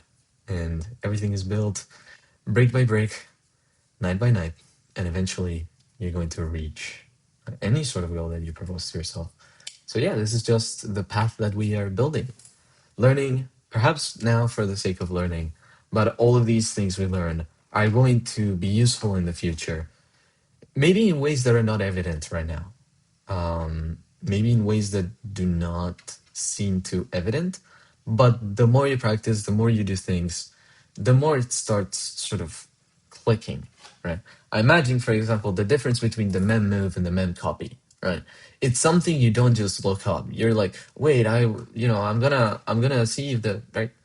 Maybe at some point in time you were developing a project and then you found, oh, mem move is slower than mem copy, right? So stuff like that, it just sticks with you for the rest of time. Um, I do have cloud subscription, but I don't use it to write code for me. That's good. That's good. I feel like sometimes separating from AI and doing things yourself is, if anything, the best thing you can do to your career. Of course, not abandon AI completely, but at least have times where you just don't use it at all and simply depend on yourself. So yeah, that's the little PSA, I suppose. Typing Bruno, that's a rare name. By rare name, I mean like I thought that would be something that would be already taken. Bruno is like a name that everybody wants, and then typing it's like a pretty common action. Typing Bruno, congratulations! Thank you for following. Thank you for following. Um, and yeah, and X proof. Thank you for following. Yo, let's go. So yeah. So I wrote a parser and then I asked Claude if this could be improved and how without giving me the code. Okay. That's good. That's good. If you've reached a point where you say, like, I don't see how this can be improved, sure. I think a good thing to do is like to actually not use it and like take a moment to really think, how could this be improved? Right. So do it in the good old times, because that struggle of saying I don't know how it can be improved and just spending like 3 days trying to think about it is in the end helpful. It is nonetheless a pretty good approach if you ask Cloud about it. I don't think there would be a problem with that either. Uh Pile Pale 73 or Pile Pale. Okay, see you later. Okay, bye bye. Bye bye, Pile Pile. We'll continue here. Okay. So we have here, well, if nothing worked, we're gonna do the usual, right? But what does that mean? It means we free the current block and then we find something else that we can use. Now, that is going to be very simple for us. Why? Because we know that whatever free block we find is not a block that will be generating by us being freed. So that's the importance of. Wait, I saw your message. I'm going to end this thought and then I'm going to read it. So that's the importance of why we treat those cases first. Because it could be the case that by freeing ourselves, we generate a block, a free block, that's able, and it in fact the best fit for the user's request. So we want to avoid a situation like that. Why? Because if we free ourselves, we override a bunch of the header and also a bunch of the footer, because the free function needs to reinstate the metadata. So that'd be really bad. That's why we first treat those first three cases to see if we would generate the free block that we want. If that's not the case, then we know that the free block is somewhere else. So we are able to look for the block before even freeing ourselves. So what we do is we say heap pointer, and well, I guess, we don't need to do it manually. We simply call malloc on it, right? We call malloc. And we're gonna malloc however much size we need. And this is gonna give us a chart pointer that we're just gonna call, new pointer. So we're gonna allocate for that. And then what we do is we copy all of the memory. And the reason why we copy it is because, right, there is no overlap, since we know that we are not the block we're looking for. So we copy into the new pointer whatever information the current pointer holds, and it would be the size of the current block. Right? I think that's fair to do, right? Then once we copy all of that, we would be completely fine because the information is now there. We don't need to worry about anything, and so now we just free the current block. And that's it. Then we return the new pointer, right? Well, we don't free the new block, we free the current pointer. Yeah, there you go. Because free accepts a pointer. And that's it. Right? I feel that is all we need to do. No? We allocate a size somewhere else, we copy the information there, and we free the current block. Then we return a new pointer. Yeah, I think it's fine. Chocolate Chicken 69. What? Thank you for following. But yeah. Let's see. So expert, you said, yeah, I don't always ask it, but I knew nothing about tokenization, so I don't know if I would come up with that. Yeah. It's like there are some things that you're like, okay, yeah, like I could not have come up with this. It is good to do the exercise though of like thinking about it for like 3 days. Right now I'm stuck and I'm just letting myself be stuck and giving myself more time to get unstuck. That's perfect. That is, if anything, the best method you could follow. Yeah. Only if Nalloc not failed. Yeah, so what I'm thinking right now is Nalloc, if it fails, it's going to return whatever the error code is, something like -1 or something like that. And then that is going to be stored inside the pointer, and then we just return exactly that. So, so yeah, so we're just going to return that. So if Nalloc fails, we return exactly what Nalloc returned, and then we're just gonna like pam. But I guess you're right. I guess you're right because if Nalloc fails, then we do not want to free the current block. So that is a great observation. So only do this if Nalloc doesn't fail. I think currently we don't have a system which is actually pretty bad. Well, actually, no, that wasn't our to do. It's just like consider the case where we run out of memory. So that would be the case, i.e., Nalloc fails. So we need to consider that case too, right? Free is not something we should worry about. We're never gonna worry about memory issues with free because we're actually freeing the memory, and we do not require extra memory. So we're fine too. And when we realloc, we do, right? We only do this is if it doesn't fail. But for the other cases, we don't need to worry since we're using blocks that were already allocated. So we're fine. Okay, this sounds great. So this one should actually be a to do. Only do this if Nalloc doesn't fail. And same here. So this is not a warning. This is a to do, right? So finally, okay, what else? Okay, guys. Let's see. Do we have it? Do we have it? Is this it? This is it, chat. Let me see. Do you ever do lead code? Oh wait. Before. This is only if not failed. Chocolate Chicken 69. First message, always happy to follow non-AI stuff. Yeah, let's go. A little bit of a break in the middle of the AI slot era. Expert, do you ever do lead code? If you mean on stream, no, we haven't done lead code on stream because we've been coding the memory allocator. I have done lead code by myself. I don't do it very frequently. I actually should because internship season applications for like internships for the next year are open. So I think I need to. It's something I'm very worried about because I haven't done like lead code too seriously, and so now I feel like if I go to an internship interview, no, I'm gonna be fried, because like but, yeah, new pointer is different from null do copy. I guess. I mean, yeah, right? Because like the only way we can do, yeah, that would be this to do, right? So yeah. If the new pointer is different from, well, yeah, from null, null. Ba ba ba ba ba ba ba. And we do this, and we return the new pointer. Yeah, because that is the only failure mode that we can have with malloc. So I guess we can just do it preemptively before even considering this, i.e. returns null. Just to be completely sure, so in C++ you have null pointer. I think C doesn't have it. Oh no, it does. Okay, never mind. Oh, so is null pointer just represented by null?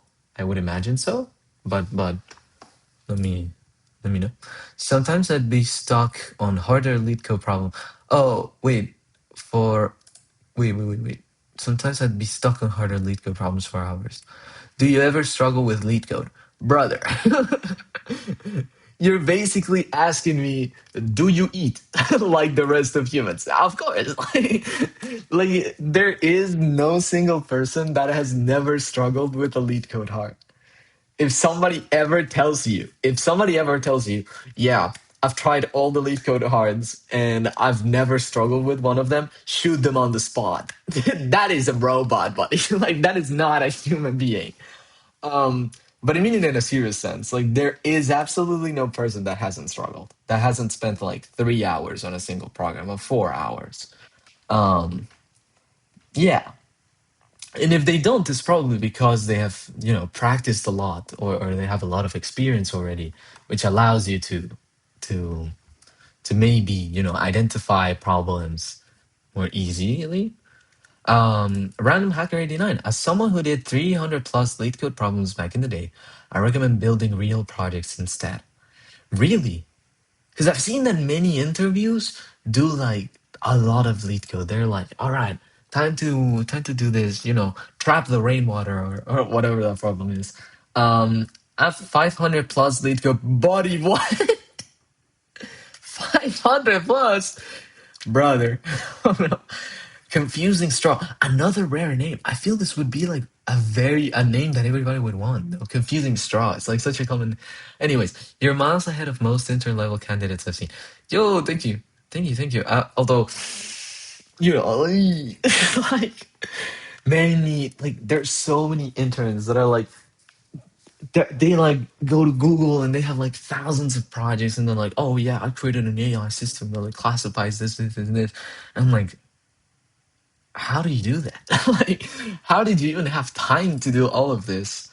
Um, but yeah, I mean, we're just building the path brick by brick, working on projects that we're interested in, and yeah, I guess like I feel a good way to think about this. It's like do things and do all of these projects because you really want to learn, and opportunities and a job and all of that are going to come as a side effect, right? It's rather than having a job in mind, I feel like if you just like learning and you're disciplined, all of these opportunities are gonna come sort of as a consequence of your actions. And it is, in my opinion, a good way to think about it. Not say I do not care about having a job, so I'm gonna do just whatever I want, but having in mind that like, be targeting your learning and the things you enjoy towards something like that exclusively is not very healthy, I would say. Because then you start sort of hating everything. Or at least I would, right? If I'm like, I'm not gonna do what I want, I'm gonna just do like stuff for a job, and like not think about anything else, it would be a little sad. But yeah, so that's the secret sauce, I suppose. Most of them are writing allocators in their free time. I guess, but like, we, they're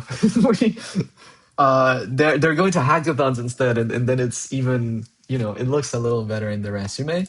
But yeah, we'll see how it goes. We'll see how it goes. I wish all of you luck in the, you know, internship seeking, and not only the internships, but like jobs, right? And to those who have jobs, to those of you guys that have jobs, well, congrats. And keep that up. And yeah. Xprove. I am working on real projects though. I hate lead code. Let's go. Yo, pretty good. Nick Versus is C23. Oh, maybe you mean like null pointer, it was introduced in C23, something like that. Let me know if that's what you meant. I think that's what you meant. Uh, So I just avoid lead code. Let's go. Let's go. No, no. I mean, I think it is important to delete code, right? It is important to delete code, but not making the sole purpose of your existence. But yeah, some people do competitive programming and spend thousands of hours. Yeah, yeah, yeah. Or people with a math background do better. Yeah. I mean, I feel it is very important to learn math, but like you have to find a way to like it. Right? You have to find a math is extremely interesting, right? I mean, you know, I'm a little biased, of course. I'm a CS major, but also an honors pure math major. So, the advice comes from a biased party, but it is definitely helpful, especially if you focus on proofs and things like these, which is personally what I'm interested in. It definitely seems like something that is very helpful. Um, Years Geyer, like I've been working in software for 25 years now, and the number of hash maps I had to reverse into a linked list remains steady at zero.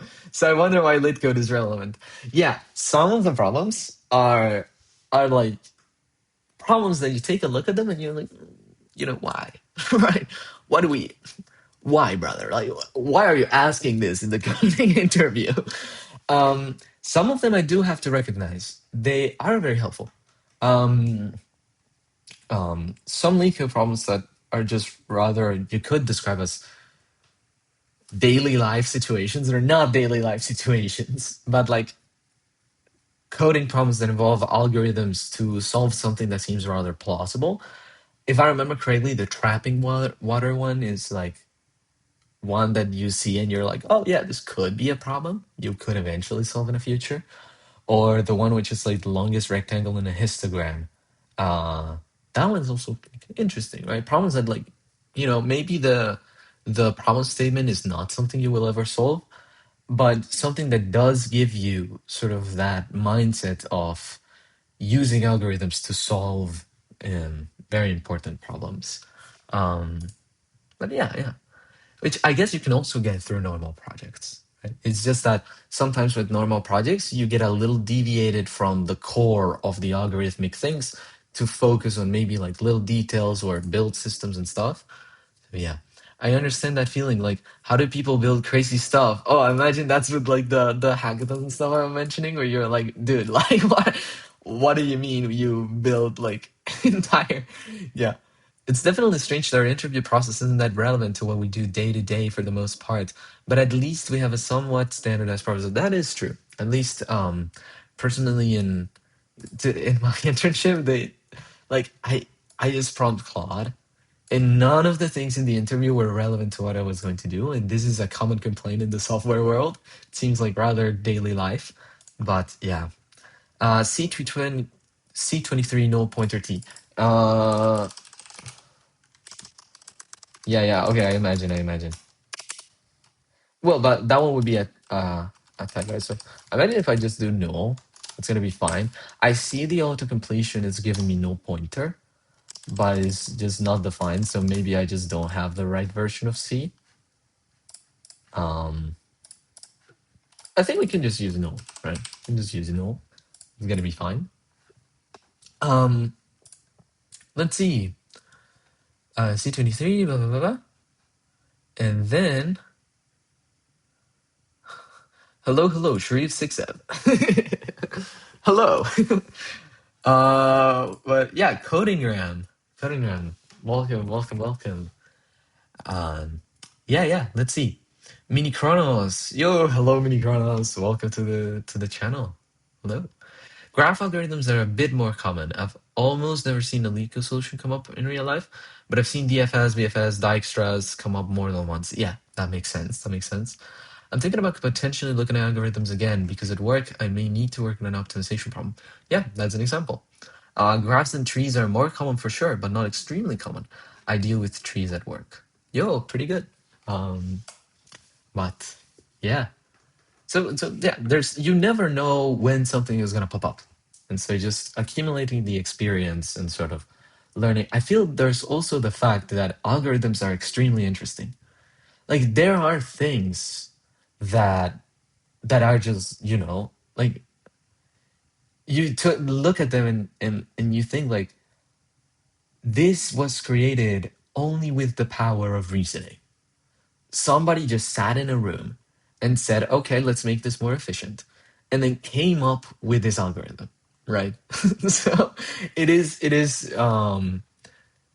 an interesting thing to take a look at. I'll give you an example. Like I have, I was creating a the NSTL. There you go. Um, oh, I think it's not here, but I remember once I was like a little project I had before even starting the whole Twitch thing and etc. was something I called the NSTL. I remember correctly. I don't remember if that was the folders and then I think projects NSTL. There you go. And in the NSTL, I was trying to implement the STL from scratch in C++. One of the things I was doing was playing with strings. So I did this only for like 4 days, and then I left it there for like a little moment. But if you go to say find, right, when it comes to implementing search algorithms in a string, it is extremely interesting because then you look at all of the algorithms that people have created for search, and they're like absolutely amazing. Like Boyer Moore algorithm, right? It's a little intuitive, but then you have like the Z index to calculate the table and stuff like that. You have also algorithms like Allocator, which allow you to find like multiple patterns in a single search, and so on and so on and so on. So things that you're like, wow, right? Like this is very interesting, in fact. So yeah, I feel like it's a good motivation, you know. Penguin Omnipresent says Vicente de Alencar. Haven't heard those names in a couple of years though. Yeah. So let's see. Penguin Omnipresent. It seems like it seems like it seems like Penguin Operator is in every single coding stream. It's just really funny. Uh let's see. Are you Arab? Are you asking about me? If so, no, I am not. I'm not Arab. Actually, so my name is Sharif, but funny enough, like I don't have any family in like, any sort of Arab family or ascendants at all. I am from Colombia, South America. So I'm from originally from Colombia, and I'm currently like in the US because I'm in college. I'm studying in college. But yeah, I'm originally from Colombia, so my original language is Spanish, which is why sometimes I ask you guys like about, what is the way you say this in English? Whatever. Um, but yeah, yeah. And I was named Sharif just because my father liked the name. My father liked the name, so he named me Sharif. So yeah, that's the main reason. Okay. All right. Ba-do-bo-bo-bo-boom. Ba-do-bo-bo-bo-boom.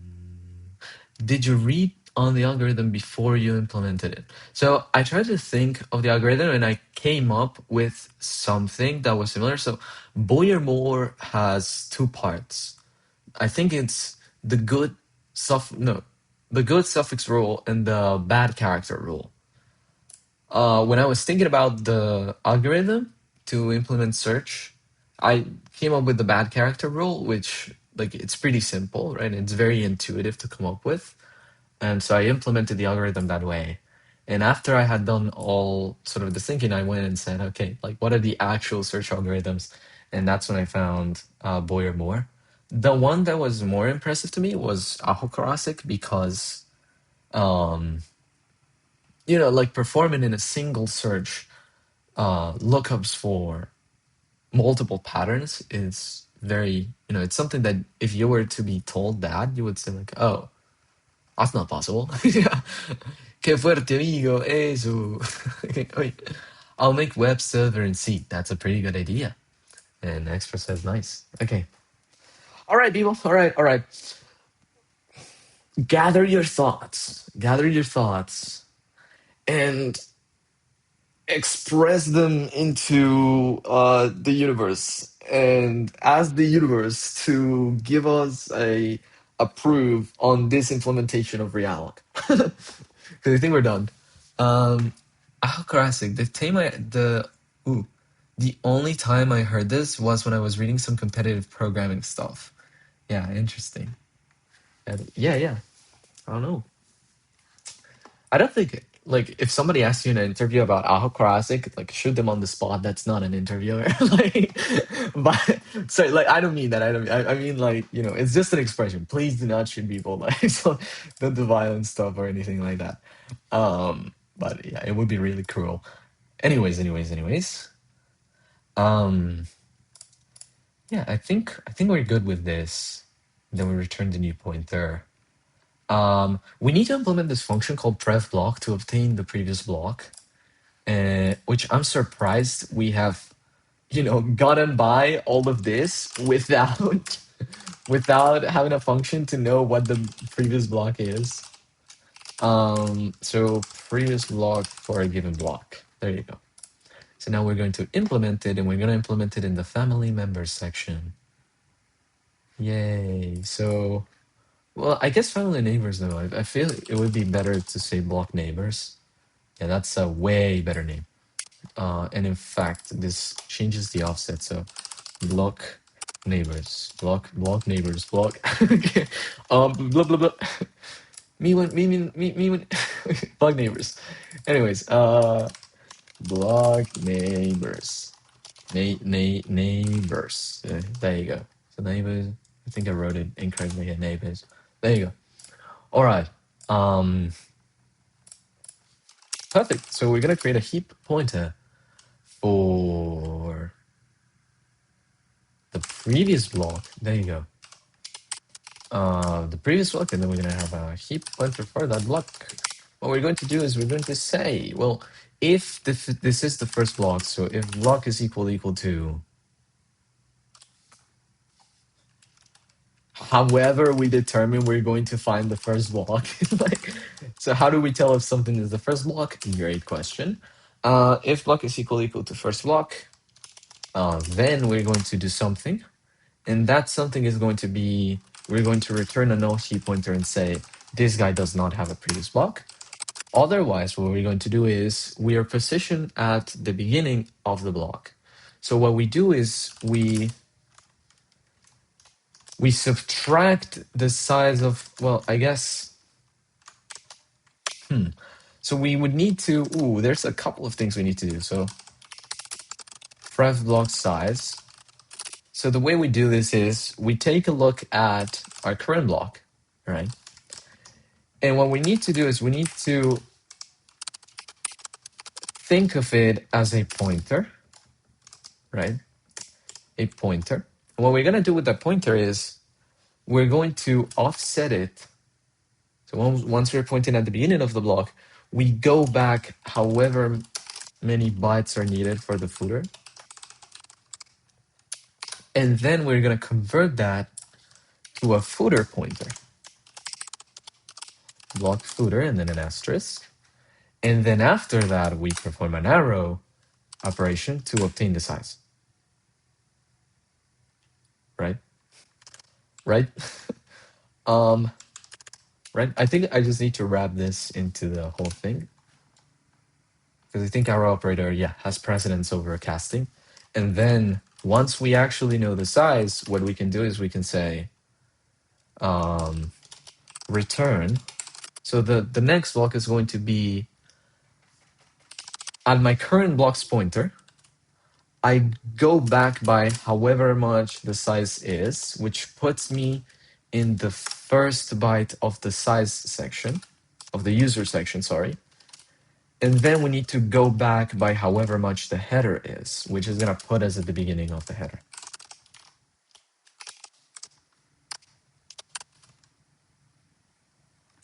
Yay. So that's the previous block. And now we need to, sorry, I haven't read the chat. Classic. Oh yeah, we read this already. Did you learn how to program before college? Yes. Yes. I've been interested in programming since I was a kid, since I was like 10 years old, something like that. I started with like Scratch, the one where you would like move around the blocks. I was really obsessed with it.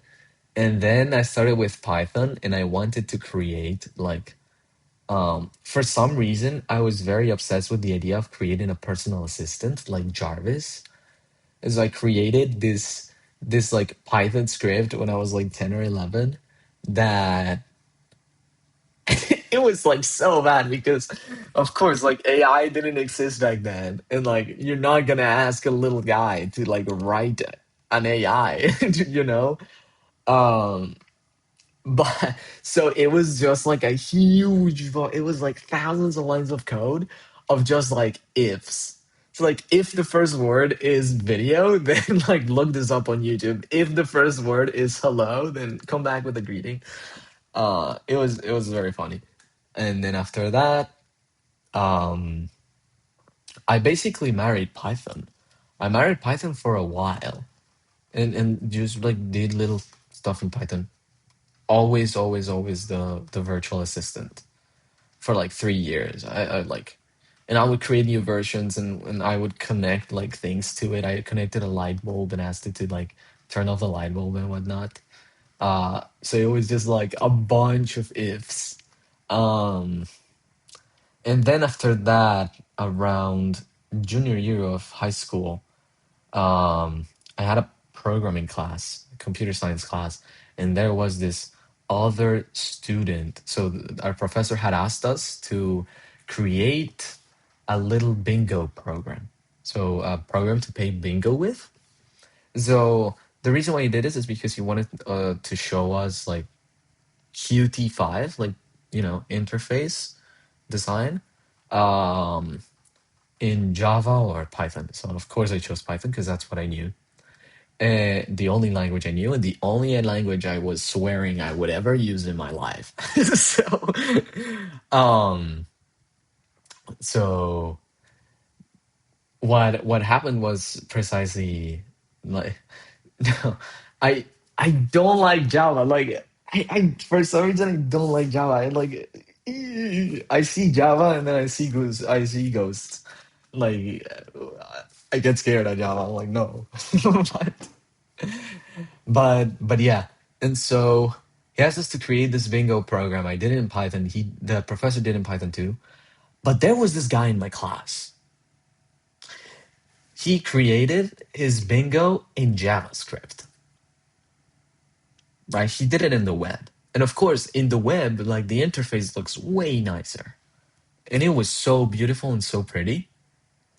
And when he presented it, because the professor asked me to present my bingo since I was like very passionate about programming and all of that. And I had like a pretty good solution. So he asked me like, oh, present your solution. So I presented it.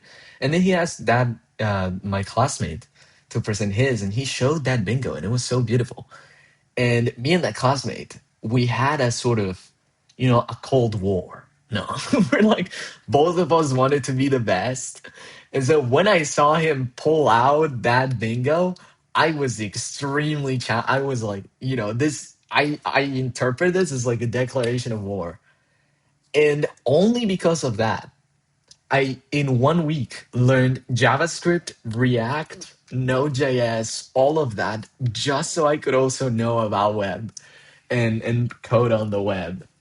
And then it became a matter of like, after that, I spent like the remaining like 3 years or 2 years using only JavaScript and TypeScript and React. So I was mainly focused on the web and doing stuff like that. And yeah, and after that, I entered college, um, and and now in college is where I grabbed C++ plus plus because I started to notice that my passion was like the low level things, which is one of the reasons why I studied math. Not because not to learn things about programming, but because proofs with mathematics are a little bit like low level, and you learn more of what's going on behind the scenes. Is this sort of thing that is very difficult to describe if not just by using the word curiosity, right? Where you're just like, but why? And then you keep asking, but why? But why? But why? And then you eventually end up discovering, like, after so many years, like, the thing that I want is the bare fundamentals. So creating things from the ground up and understanding absolutely everything. And for that, C++ was more than perfect. And yeah, then I learned about operating systems in college and all of that. So they use C++, and so I've been married to C++ ever since. And that's the reason why you guys see me here. So yeah. Um, Hi, the theme name, please. Oh, hello, ROM516 or R0M516. Hello. You mean the VS Code theme? I imagine that's what you mean. Uh, Thank you for complimenting the theme. Let's go. So if you're asking, well, the little icons, they are from Material Icon theme. Material Icon theme by Philip Keith. Don't do the Arial theme, just do Philip Keith. And for the theme itself, I'm using the Atom One Dark, if I remember correctly. Yeah, the One Dark theme, um, the One Dark Pro, this one. Atom's One Dark theme for Visual Studio Code. I never used Atom, but I discovered it and I was like, wow, this is beautiful. So yeah, that's the theme. I like Java. I mainly just Java. Yeah, I read this. I learned Java because of Minecraft. The Minecraft community, okay, has massive. Minecraft has massive modding community. That is a pretty good way to get introduced to coding. I also taught myself JavaScript and Node my junior year of college. Yo, pretty good. Before that, I mainly knew Java, a tiny bit of Python, and C. I see. Yeah, it's usually, like people don't always start with the language they end up married to. So, yeah, it's interesting. I don't know. Also, round 516, thank you for following. And let me know if that was your question about the theme. If so, then great. Hopefully it was answered. But yeah, okay, guys, we need to discover a way to find whether or not the block that we got passed is the first block ever. The first block ever. You are the youngest person ever. Okay. I think the reason why, because you may be saying like, oh, just make it be 0 or something like that. Like if the block is at index 0, then then it means that we're the first. But remember that the ghost node is the one that lives at index 0, and so we cannot really do that. Um, we also don't know where the ghost node is necessarily positioned. I just don't want to assume that it's like in the first spot because it could change. So how do we detect whether or not we are the first block?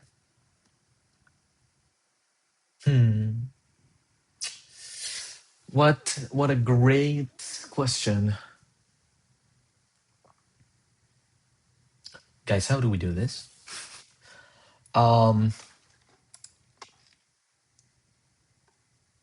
I guess one thing we could do is just see if I didn't want to do this, but I guess I'm going to have to.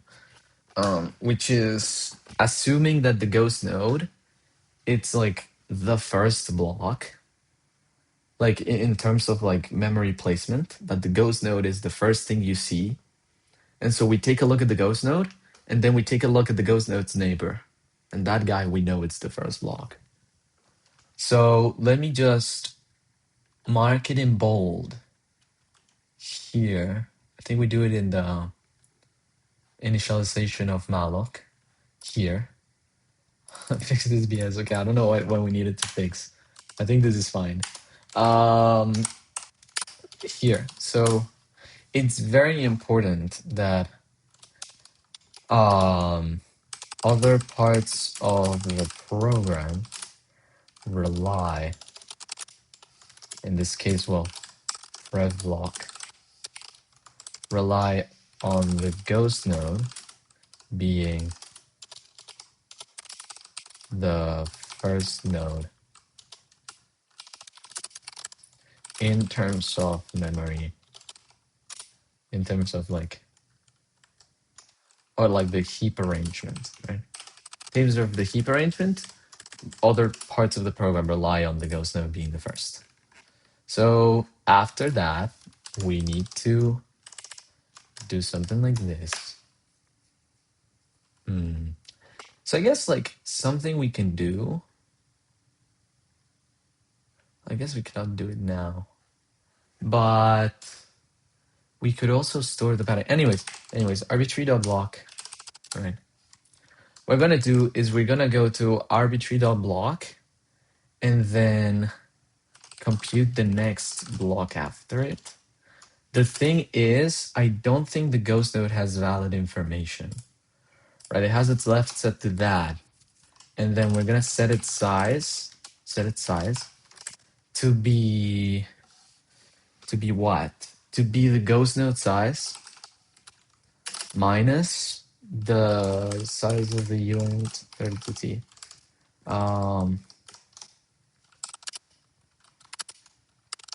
Prev log, so ghost node must still represent or still be represented by a valid node. Perfect. Okay, we got it. Let's go. Is there something wrong here? Officer, is there anything wrong here? Too few arguments to the core function call. Oh, of course. Set the arbitrary block to half size this. Yeah, perfect. Hello? Oh, okay, perfect. And so now what we can do here in the prev block, we just take a look at the next block. If you are the block that follows the ghost node, then you are indeed the first block, and thus you are a null heap pointer.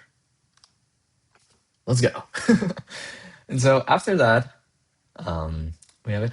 Oh, wait, ROM. Is it? Yes, thank you so much. Oh, okay. Perfect. Yeah, that's the name of the theme. And for the comments to be like this color and everything, you just download the, I think it's a Better Comments extension. Yeah, Better Comments by Aaron Bond. Pretty good extension. Anyways, I think that's it, right? We've implemented prev block. Everything seems to be fine. We consider what happened with no next or previous block. Oh yeah, we need to consider this. So here, remember that it's possible that we have no next block. So then we also need to add that in the conditional. So if there is an actual next block and you have this, now here, if there is an actual previous block and you have this, and then here, if, oh my God, if there is an actual previous block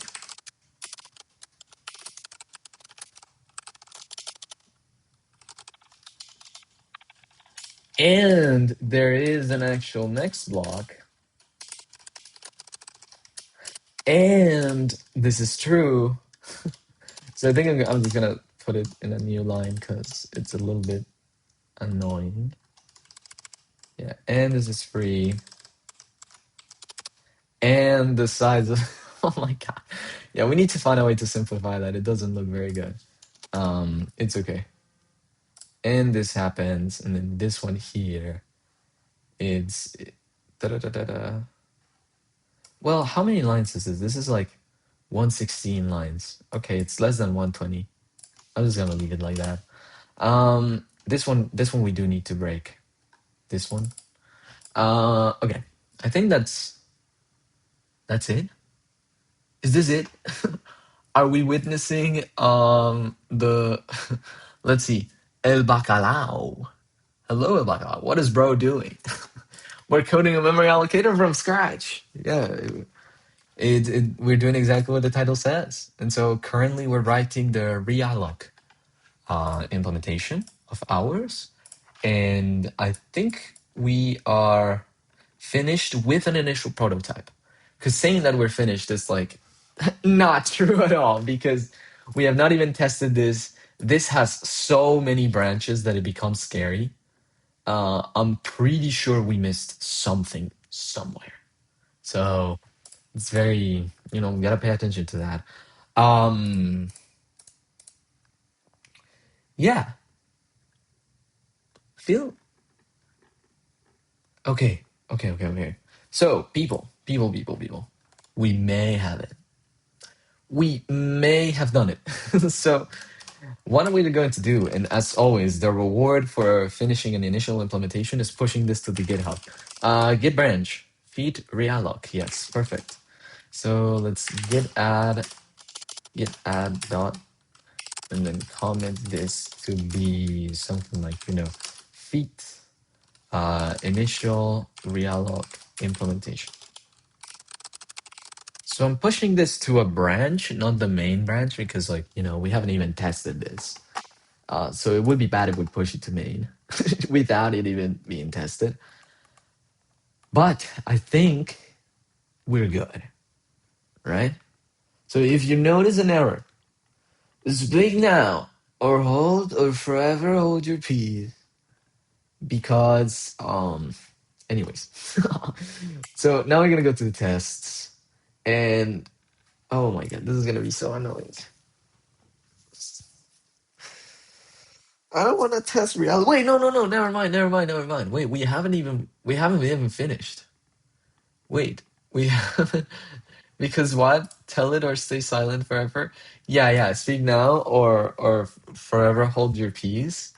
Because I mean that in the sense of Realloc. Like, is there something wrong with this implementation? Say it now or forever hold your peace. Because yeah, I was just joking. But we haven't finished actually, because notice that this Realloc implementation assumes that the block or this size is going to be greater than the current size of the current block.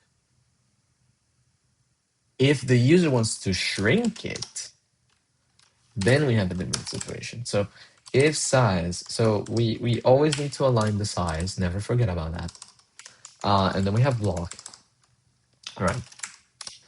Here, what we need to do is we need to do a couple of things. So P block and N block, they're still members of the family. We already considered what happens when we do this. And so what we're going to do is we're going to say, we calculate the amount of space that we need. I'm going to say, well, if the size that the user passed to me, right? Or like, if my size is greater or equal to whatever the user passed to me, then it's going to be a little simpler, I suppose, because we're going to have a heap pointer to the leftover block of what happens if we partition the current block, right? And if we partition the current block, what we're going to do is, well, partition this block to accommodate for this amount of size. If we do end up having something that's left over, no heap pointer, then we need to not only, we need to consider what happens if the next block is free. So if the next block to the left, not leftover, to sorry, if the next block is free, then we need to merge them. So we need to coalesce two blocks, well, the leftover block, and coalesce it with the right block. And then once they are together, well, we would first need to remove the next block from the red-black tree. So next block, right? Argument of type heap pointer t. Okay, buddy. Unsigned int is incompatible with parameter of type arbitrary t. Oh, of course, we need to tell which red-black tree we're talking about. So remove from the red-black tree the nth block, like the next block, then coalesce the blocks together. And then once the coalescing occurs, we need to insert the leftover block back into the tree. Oh, wait, I saw a new message in chat. Give me 1 second, and I'll read it. It's reinsert into the red-black tree the leftover block. right? So once that's done, once we perform that insertion, which we actually need to do here, we can be at peace with ourselves and just return the pointer that the user already had.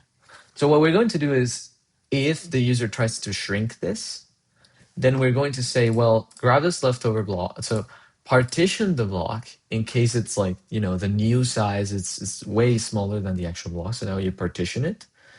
And then once you partition it, if the block that was next to you is free, the part that remains, merge it with that free block.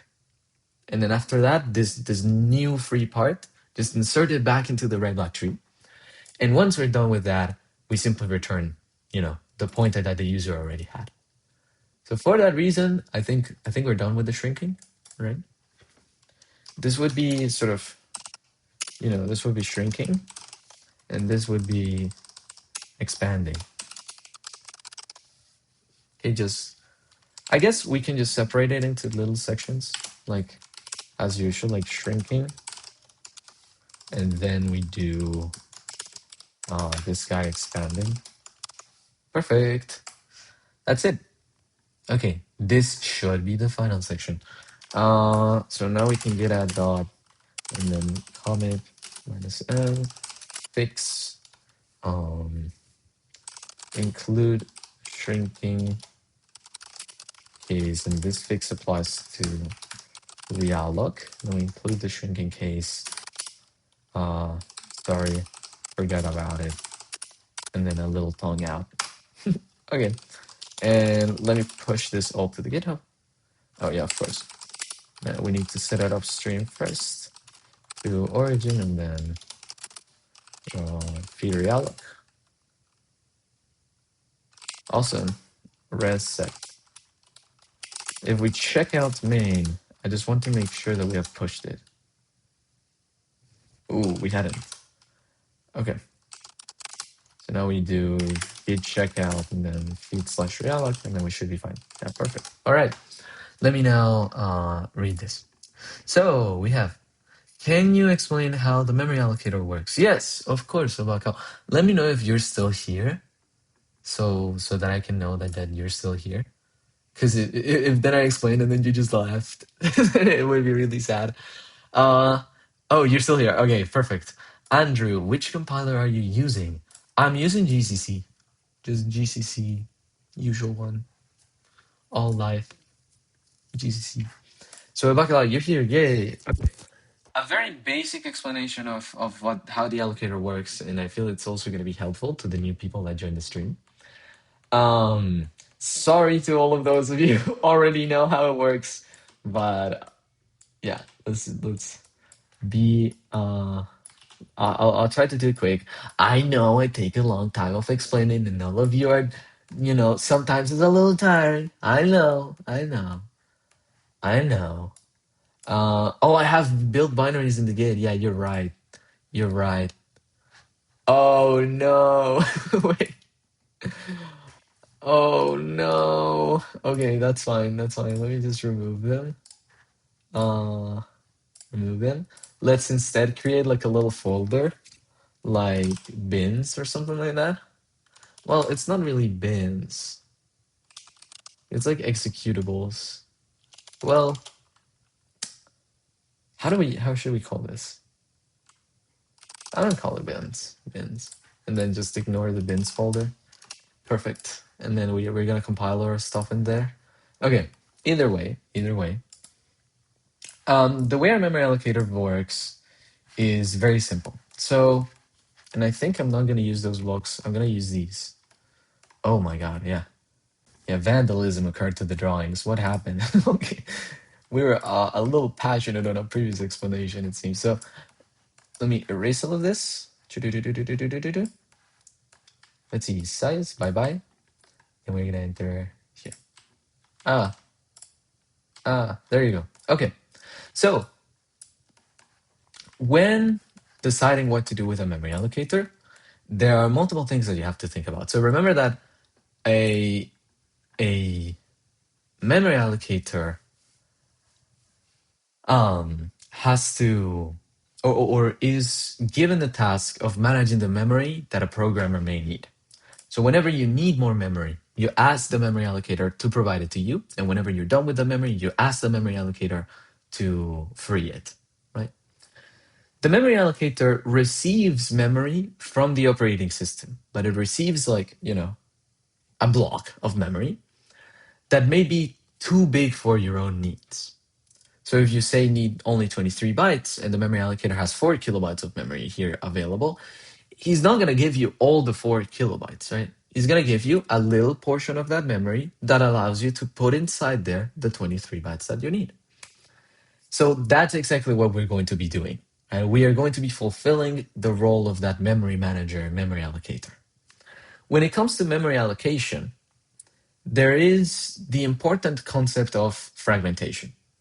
Fragmentation is something that happens when the user asks for memory, they free that memory, and what you end up with is little blocks of memory that are scattered across the entire thing. So suppose, for example, that if this is our memory, right? This strip of blocks, right? This little strip of blocks that I have here with a bunch of arrows pointed to it, which I shouldn't have. Ba, ba, ba, ba, ba, ba, ba, ba, ba, ba, ba. There you go. So suppose this is our memory, and suppose each of these blocks represents 4 bytes. Maybe the user allocates 12 bytes. So then it's going to be, these first 3 are occupied. Then the user allocates another 12 bytes. Then, I don't know, 24 bytes. So then 1, 2, 3, 4, 5, 6. And then another 12 bytes. Right? So they've used all of the memory. And then they free this block over here. They say, oh, whatever's in here, I don't need it anymore. And then we have 3, a single block that's, 12 bytes wide. And then it says, oh, I also don't need this guy anymore, right? Suppose now that the user makes a call and they say, please allocate for me 24 bytes. The question is, are we able to satisfy that request?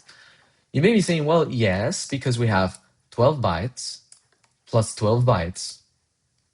And so we do have enough memory. The problem is whatever we provide to the user must be contiguous memory. And that puts an extreme constraint on us because it means that we cannot satisfy that request. Because although we have the 24 bytes, these 24 bytes are not contiguous. They're not next to each other. So we have a problem. And that problem is called fragmentation. The more the user allocates and frees, your memory starts becoming this sort of set of holes, right? What ends up occurring is we want to pick a policy for block allocation. That is, whenever the user, say at the beginning, right? Whenever the user asks me for, memory, what do I give to them? Do I give to them, these first 3 blocks? Do I give to them the ones in the middle? For the blocks, if eventually, you have a bunch of free blocks, how do I choose the free blocks that I want to use in order to allocate the user's data? So many policies are available for that. First fit, circular fit, worst fit. You should look into them and what they do. But just for the sake of the explanation, we're just going to say they are approaches. We ended up deciding for a best fit approach. That is, whenever the user asks for something, we find the smallest block that is able to satisfy that request, so that we give to the user a block that accommodates very well to what they need and uses the least amount of memory in order to satisfy that request. And so when we talk about best fit, we enter the problem of search. We could have a bunch of free blocks scattered across memory. How do we find the one that we want? So it is essentially a search problem. And the way we decided to tackle this was, well, when you think about search, the first thing that should come to mind is a binary search tree. But binary search trees can be improved by using self-balancing trees. Out of all of the self-balancing trees existing, 2 of the most popular and sort of best choices are AVL trees and red-black trees. We ended up deciding for red-black trees mainly because they have a better memory usage. For red-black trees, apart from the usual data that you have from a binary search tree, you also need to store 1 more bit. So the memory cost is 1 bit. Whether it was with an AVL tree, you have to use 4 bytes to store the size of that of every subtree. And thus we just went with the red black tree because it's more memory efficient and achieves basically a very similar thing. So what we ended up deciding on was this sort of design for what our block should look like. The block's information or sort of everything you need to know about this block is going to be contained inside the block itself. So remember, memory is sort of stored in little blocks. And what we do is whenever we want to give a block to the user, we create something like this, where these first 16 bytes hold some information.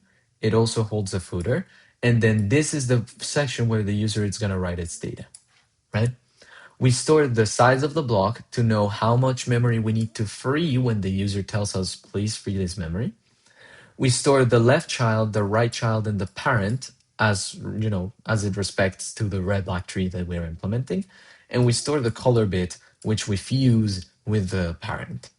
Then the user data. And then this size over here is there just so that whenever you have 2 blocks, say this one's allocated, this one's allocated, and this one gets freed and then this one gets freed, you don't end up with 2 blocks right next to each other. Both are free, right? Say this one is 12 bytes and this one is 12 bytes, right? Then if the user asks for 24, the program is going to say, oh no, I cannot satisfy that request.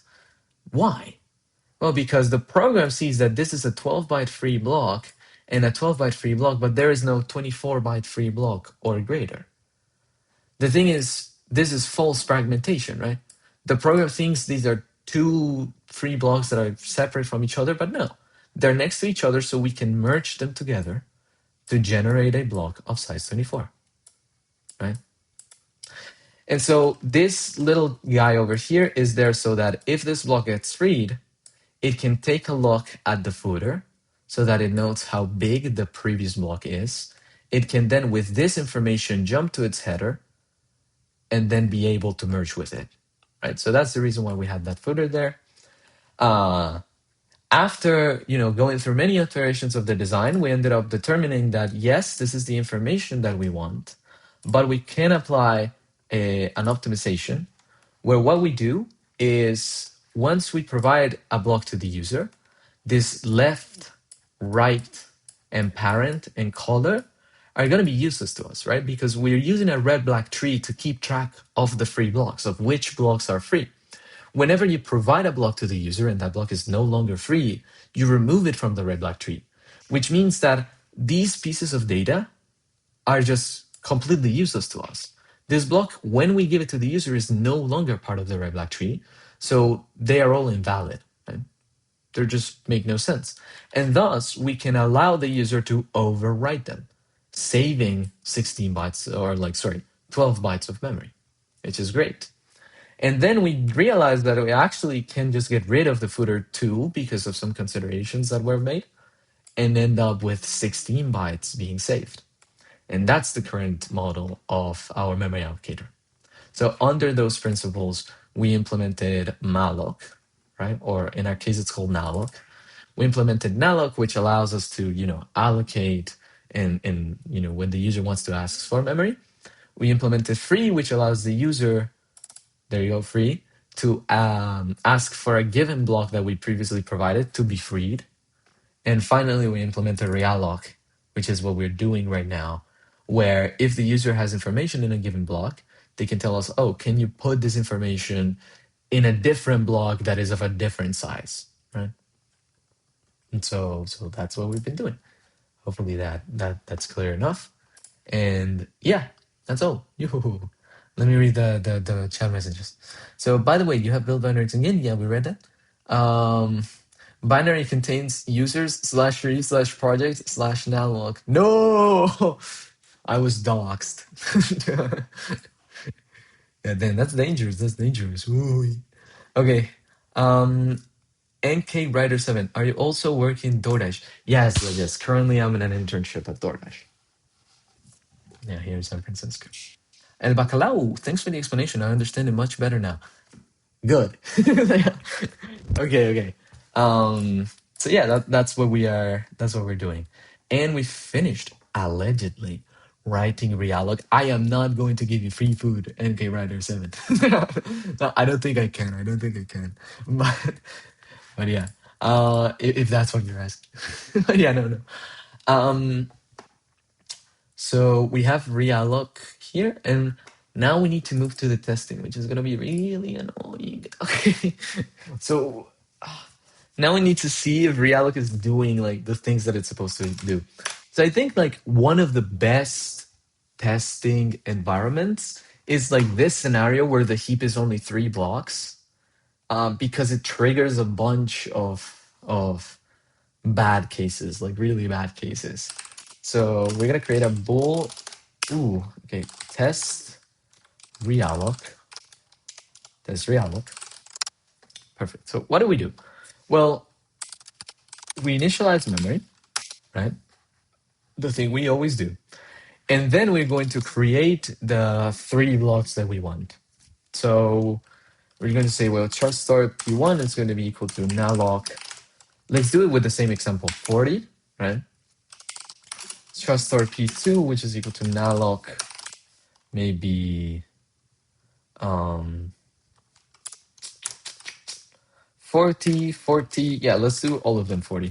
Chart start P3, I'm going to call nalloc 40. So we allocate 3 blocks, each of size 40. And then what we do is we recreate the situation that we were talking about, where only the one in the middle is allocated. So what we're going to do is we're going to then call free on both P1 and then P3, right? So something important, we want to keep track of whether or not the things that we've written on them have been overridden. And so for that, I'm just gonna write what? This is a 40 byte long message. Is that true? Let's see. That's 30 message. Yay. Then a happy face and then an exclamation. Is that enough? That is 41 characters. So you can just do maybe this. Is that enough? So we need it to be 39 characters because yes, okay. Perfect. That's 40 and 41. Okay, the null terminator is going to occupy some space. And so we need it to be 39 long. Perfect. In shrink and block different da da da da da da da. Oh, did we miss it? Oh yeah. Wait. Yeah, that's true, that's true. Thank you, Negvorsa. No heap pointer. Negvorsa should very seriously consider doing a linter or a compiler. Yeah.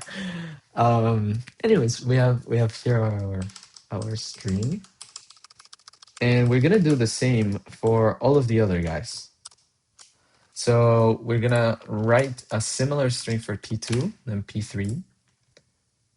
This is a, and then we can write something like P1, P2, so that we know what string this belongs to.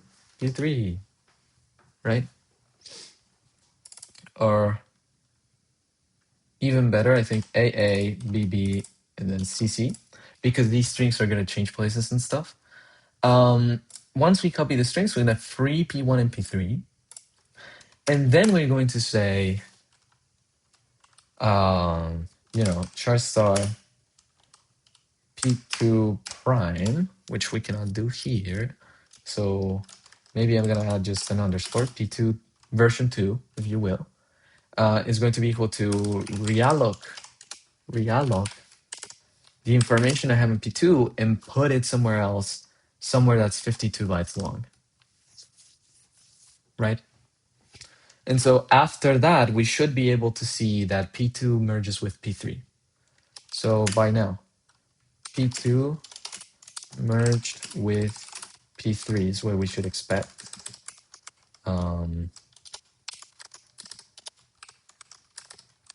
expect P2 merge with P3.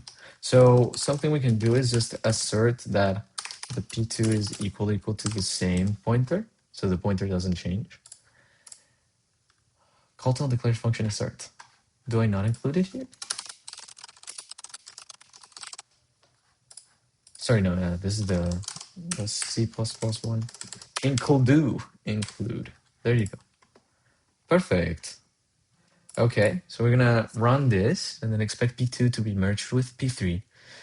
And then we should be able to write a string that is as long as 80 bytes.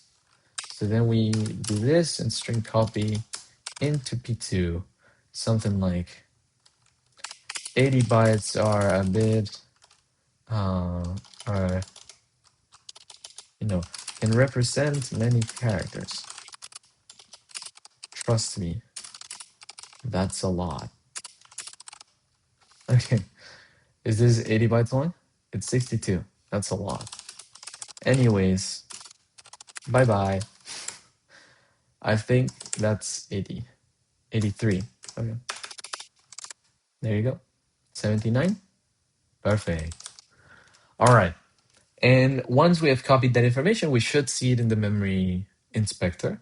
And then after that, we want to realloc once more P2 to live in a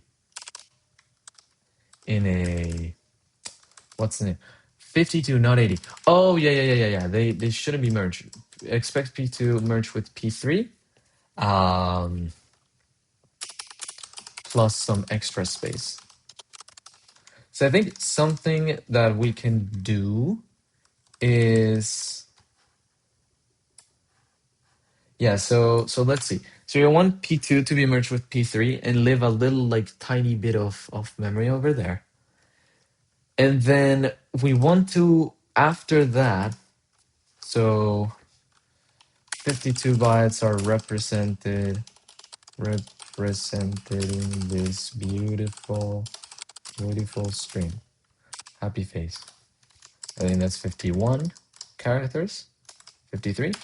Okay, perfect. That should be 51. 50. Okay. And so now that we have that, when we ask for a realloc that is, say, 110 bytes long, or, well, not even 110, maybe like, what, 70 or 75? Then we should see how we merge with the left and we partition the block, and then that little bit we merge with the last bit that we left behind. Right? I think that's what we expect. So in order to carry that out, I think I'm gonna realloc this to be 70, and now this needs 70. And that should be more than enough. 73, so 1, 2, 3, and then 1. And now this need. Okay, perfect. 70, 69. And so this makes it so that whatever's left is tiny. Actually, I want 65. So 70, 1, 2, 3, 4, 5. Perfect. 65. Whatever's left is really tiny. And then when we realloc to something bigger, we are either going to merge with whatever that tiny little bit is. Maybe this should be more like 82, right? Yeah. And so, or 84. So once that's done, we're going to merge with the left. And then we're going to have a way to partition this last block, and then we're going to have to merge it with the tiny bit that's left on the right. Let me see a thing, 52, not 80. Okay, good explanation, but unfortunately I didn't understand everything because my English isn't very good. Windows 10 Disk Manager has a limitation. It can't separate unallocated spaces into one piece if there is a used partition between them. That's why I had to install a third-party app instead of using the built-in tool. Sorry if this is off topic.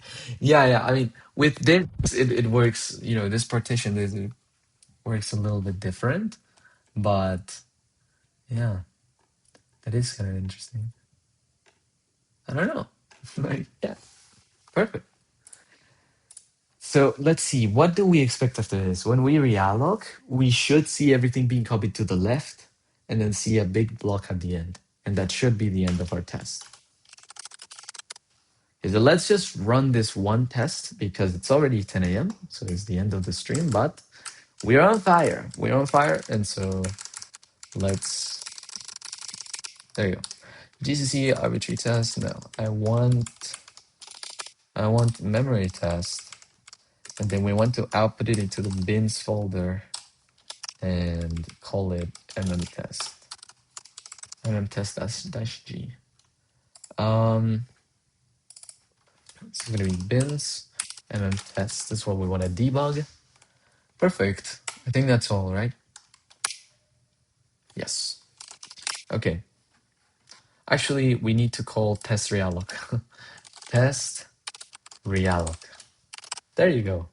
So now we can recompile, reset, and then after that, we just run the program, I suppose.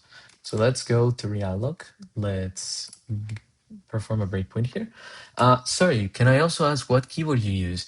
It sounds really cool. Oh, thank you. This was a keyboard that I got for free because somebody was gonna throw it out. It's this keyboard. This keyboard. It's called, it says Corsair. I don't remember the specific model. It's Corsair K68 RGB mechanical keyboard. But yeah, it's the keyboard I got for free. Somebody was gonna throw it out, and I told them like, no, please, I don't have a keyboard. Can I have it? And he was very kind and gave it to me. But yeah, anyways, let's run this. Let's run this. Let's run the debugger, and then take a look at the memory inspector. But I like the sound so much. Thank you. Wait, that's good. That's good. Mechanical keyboards in general sound great. I maybe like in real life it doesn't sound the way it sounds in the stream. I'm not sure how it sounds in the stream. Maybe because the microphone just picks up, the right frequency and stuff. But yeah, I'm glad you like the sound of the keyboard because then, I give you guys.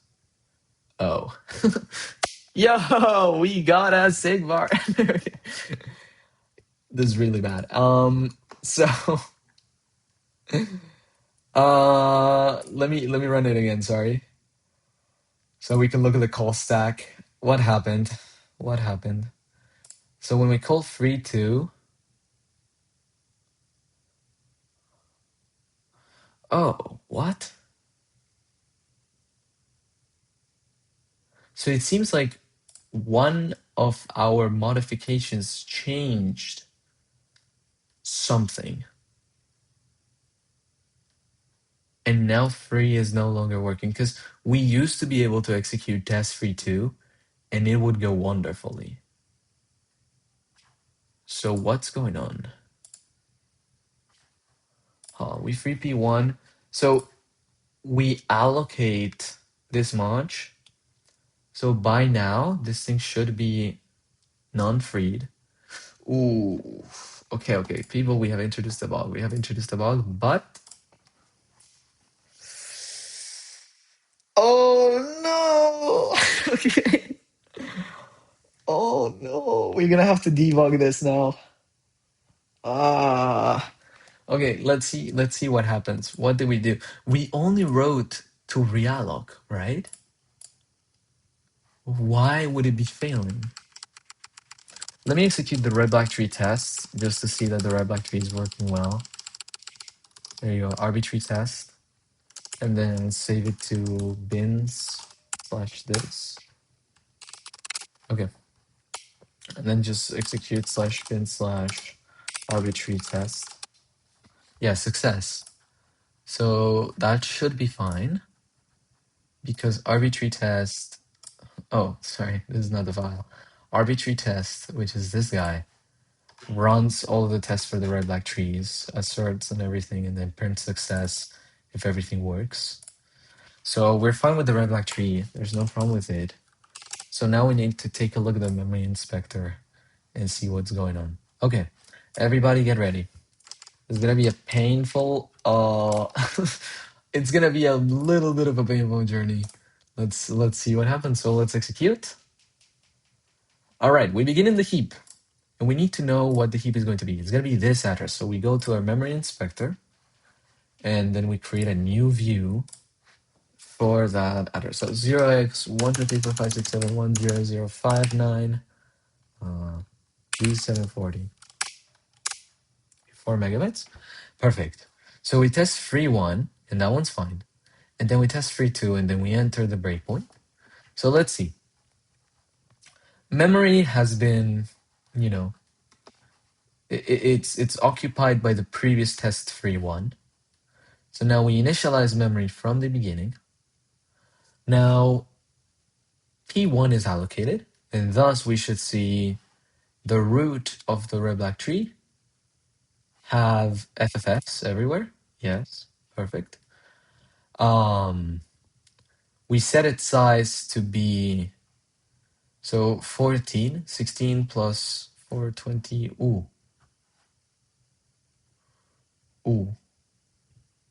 Is that what it's supposed to be? So 1D, yes, and then 1C, yes, that's exactly the correct value. And let me see.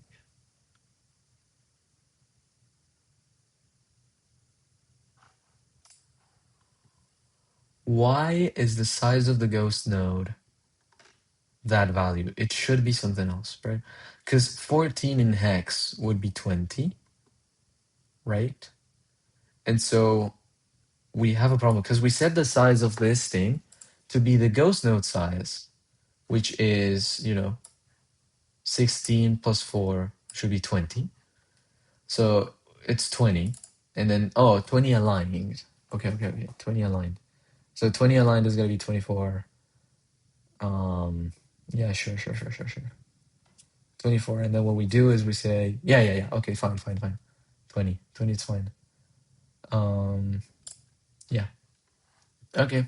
So then we allocate P2, which should start over here where the 74 is. P2, there you go. I'm gonna move the camera a little so that you guys can see also there you go, the values that are present in memory. And then after this 24, which represents the value of 32 well, it doesn't represent 32, right? Because 32, but we need to round it to the next multiple of 8, so it should be something like 36, because plus the 4 of the header, it's gonna be 8 byte aligned, right? Yes, okay, perfect. 24 is fine. And then after that, we should see here the size of P3, which P3 rounded up to the nearest thing that would make it a multiple of 8 would be, so it needs to be 56. So it should be 52. And then 34 is 3 times 16, which is 48, and then 48 plus 4 is 52. Yeah, pretty good. Then we write information to them. We write a bunch of A's. There you can see it, right? A, so 24 bytes. Then we continue, we write all of that, and then we write all of that. And so we should see that that is indeed the case. Great. And yes, more than perfect. Okay. So.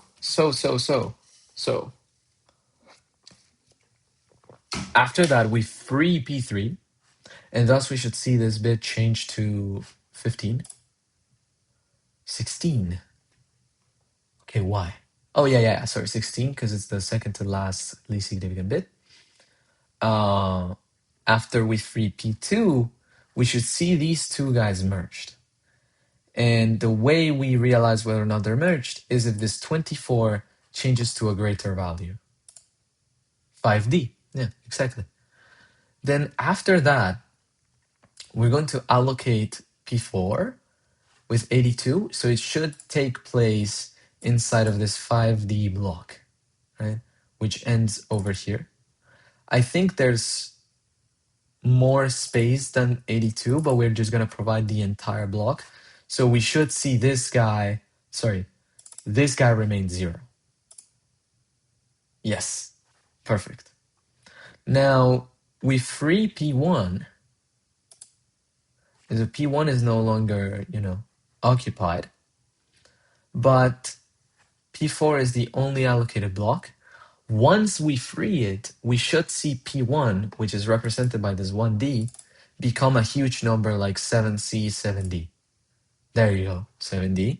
So now it occupies all of this until this 7C. So all of this memory. Then we allocate P5, which should indeed occupy all of the space, and maybe it leaves a little like chip at the end.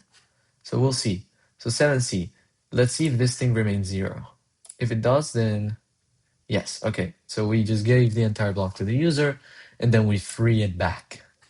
The root currently should reside at this block, which is position, let's see, 16, 16, 17, 18, 19, 20, 21, 22, 23, 24. And so block 24. And 16 plus 8 is indeed 24, so perfect. Then we allocate a block of size 21, so the 7D changes to something smaller and pushes it down. So 1D, and then this remains 5F. And we push this, then 37, yeah. And then we allocate the new block, and this value should change to something else. We didn't. Why? Oh, okay. Although the block was bigger, there was no need to partition it, and so it just stayed as 25. Now we free P3. And so now we need to take a look at P1, because remember, P1 is the one of the error. P1 is this guy, and currently it needs to be set to allocated. So like it's not free. Who is P1's next block? P1's next block is P2 with 48. So it's this 37 you see here.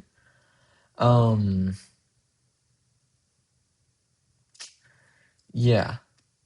So after that, we should see that this thing has the least significant bit. So what I'm going to do is I'm going to say, is it true that P1 is free? So BK is free, and then node, I think it is 18. False. So indeed, P1 should not be free, right? P1 is represented by that. We free P3. Ooh, and freeing P3 makes P1 become free. It should absolutely not happen. So why is that going on? Because wait, but yeah, what's happening? Because here,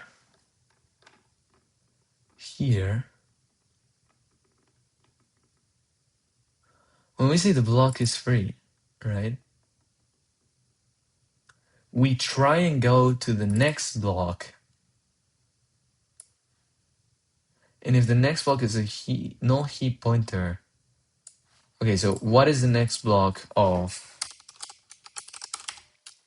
18, which is P1? It should be P2. Oh, it's a null heap pointer. Ooh, that's really bad. That's really, really bad. Because, okay, so from 1D, the next block is this guy. And so it should be pointing at position 1, 2, 3, 48, and then 48 plus 8 should be 50. So yeah, so it should be 52. So the next block should be 52. Oh wait, no, this is not 18. Oh my god, it's 24. It's 24. It's 24. And now it should say 50. Okay, yeah. Oh, it says 56. 16, 32, 48. Oh yeah. 48 plus 8 is 56, not 52. Dude, oh my god. Okay, so it points to the right thing. Nonetheless, it says that yes, it's free. But why? Right? It shouldn't. It shouldn't because we haven't executed this line yet. So when we execute it, the assert is going to say, well, you're trying to free a block that's already free. Why are you doing that? Right? Here, where we assert that whatever block we're freeing has to not be free. And so, yeah, why does freeing P3 make P1 become free all of a sudden? So let's run it again. And I just want to reach this point in time. Because the rest we've seen is okay. We continue over here, we go to M a minute, then we go to P3. And even though P1 was already allocated, it's still marked as true. So it's not even that we have freed P3, it's like even before P3 was freed, P1 is just marked as yes, this thing is free. Why? So let's see, in a minute, right? Then when we now look P1, let's see what happens. We know that this is not our first time, so then we continue.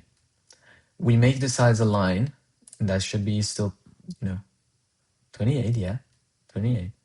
We discover if there's a free block that we can use, and indeed there is. It should be block 24. Yeah, free block 24. So then we enter this and we say, well, remove that block from the red black tree because we're going to modify it. Then set my free block to no longer be free. False. Then we say, okay, this right block, so try to partition the block, which indeed it should, since the size of that huge block, BK size 24, it's like, it's very big, it's 124, and we're only asking for 24 bytes or 28 bytes. So it should partition it. And indeed, we see it, right? We see that right block is equal to, what? Why is right block equal to 1?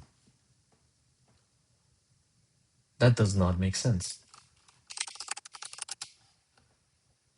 Whoa, what happened? So there's something wrong with partition if worth it. I am not sure what is wrong though, because there should be no problems, right? Okay, let's run it again until we reach that part. We run the heap, everything is fine. We stop here, we enter Realloc, we perform the same steps as before. Find in the red black tree, everything is fine. We remove it, we set it to be false. And then here when we partition, if it's worth it, right, we enter it. And then let's see what happens. So the block space that you're going to need is going to be the size that we specify, which is 28 plus 4, that's 32. Ooh. Oh, no. The block space in general, yes. Now the size that we need is indeed, it's got to be, 28. Size needed is indeed 28. And then size needed is going to be still 28. Yes. Then the total left space, it's going to be 32. Yes.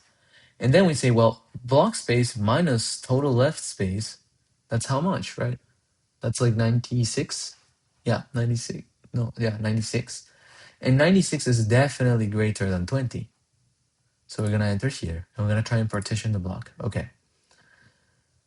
So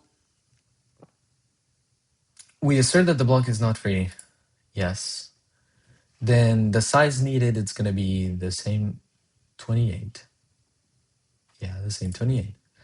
Then this is still 28. The total space is 128. The left space is going to be 32. And then the right space is going to be whatever 128 minus 32 is, which is 96, hopefully. Yes. Then we assert that we can actually fit a block in there. Then we grab the right block and make it be the current block, which is 24, plus the total left space. So that should be 56. Yes. Then we set its size to be the size needed. So now the size of this block 24 something should change from 124 to be 28. Yes, and its next block should be block 56. Perfect.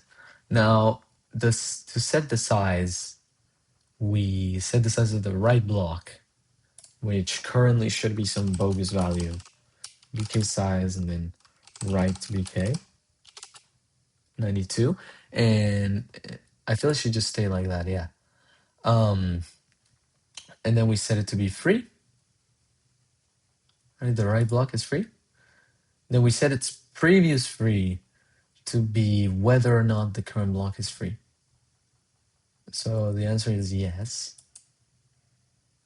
Then we return. Yeah, this is fine. And then we continue. So when we partition of worth it, why is the right block 1? What?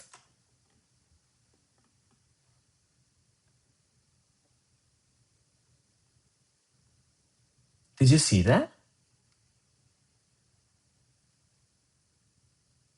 What? Right block is supposed to be the block that you have plus the total left space, and that never changes. And when we return, we do nothing with it, so it should still be fine. What is going on? Why is it returning a different value from what it actually computes? So let's see, we enter partition of worth it, right? Oh wait, no, sorry. Test free 2, yeah. So we entered an alloc, we enter the same thing, we continue all the way until we need to partition of worth it. Blah, blah, blah, blah, blah, blah, blah, blah. Perfect. We enter this place. Then we say, well, try going here, right? Size needed. Everything is fine, everything is fine. When we enter partition block, we should be seeing how it returns the right block, which should be something like 56, if I remember correctly. Right, so here it computes them, and then it computes right block to be 56.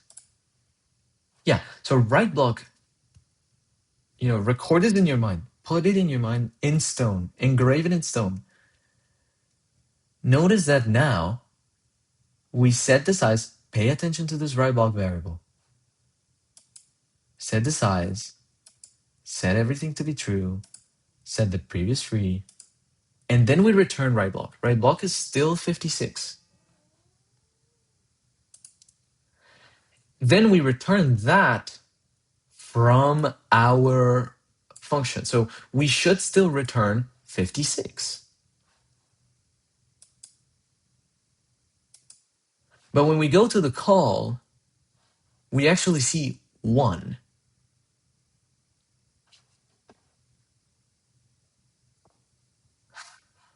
What? Huh? Wait, does anybody know what's happening? Like, why is it returning 1? If we saw the sequence of events lead us until 56. Did I just compile the wrong thing? Let's see. GCC mmtest memlib mm arbitrary bin/mmtest. Yeah, that's what I'm running. Oh, this is very confusing. Okay, let's see. Read the chat. Yo, why is V stepping into crowd? Hi, Idembahat. What does that mean? And then we put a Y with 2 dots. W speed. Because 1 spells like 1, so it can't give 2. Let's go. But this is... Why are we not returning 56? Am I just stupid? Like, is there something I'm missing? Welcome to Top 10 Internet Mysteries. Number 1. Why was the function returning 56? Okay. Why is this returning 56? Sorry, why is it returning 1 and not 56?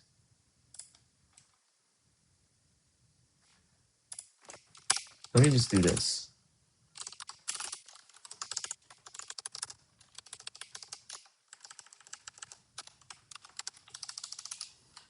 It's the same type, it's still a heap pointer. It's everything is correct, right? Okay, start to recompile this. Oh, sorry. Start to recompile this.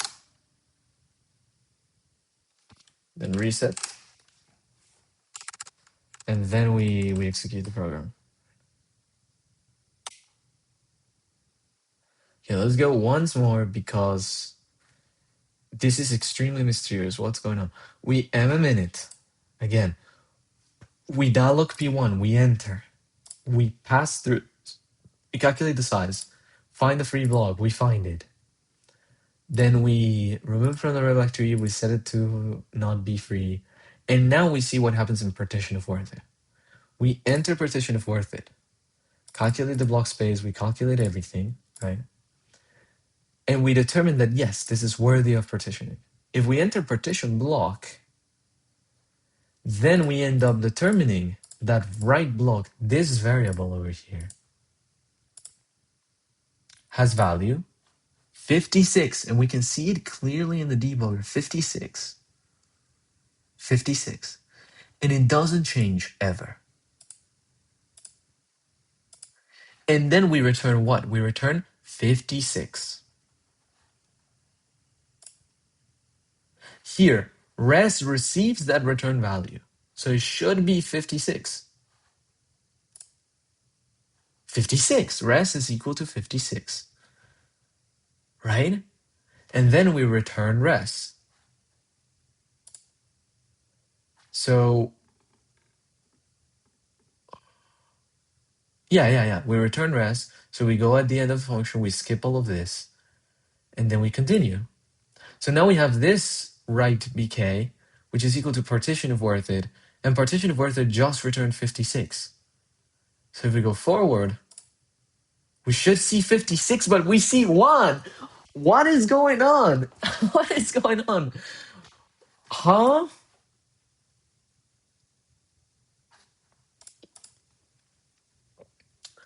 I am genuinely dumbfounded.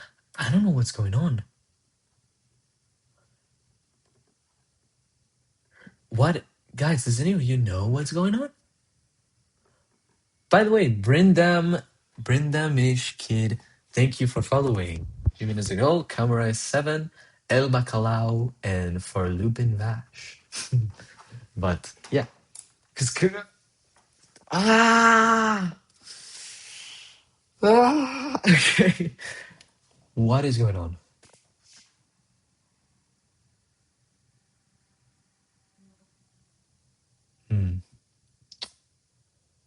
Could this just be an issue with like the VS Code extension or something like that? I mean, it's never the case, right? Because like, you know, like if you if you think you're smart enough to say that the compiler has a bug, then you have a problem, buddy.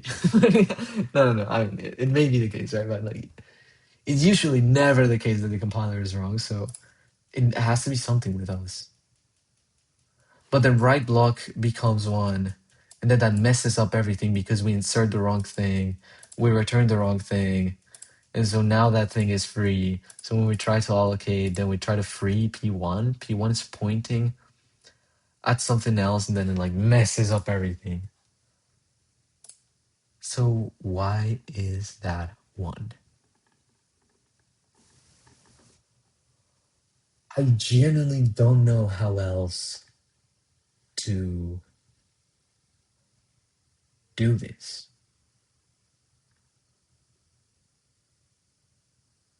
Right?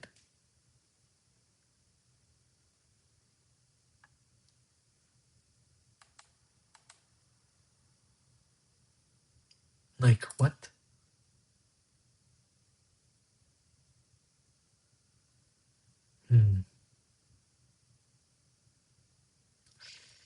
Guys, do we know what's happening? I need a hero. Holding up on a hero. Okay. If we execute the program from the console without any intervention from VS Code, are we going to fail the same assertion?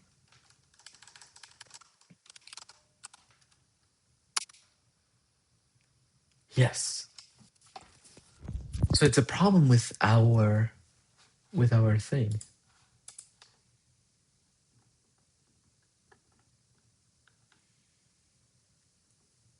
But like it just gets changed randomly.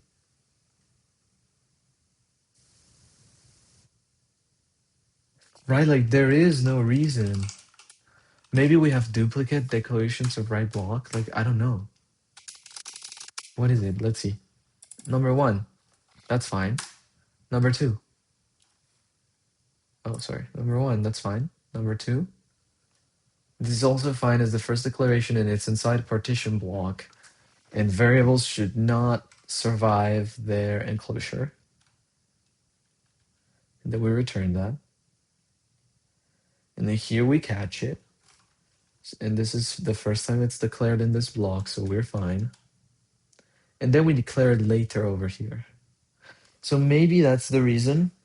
Maybe that's the reason why. I'm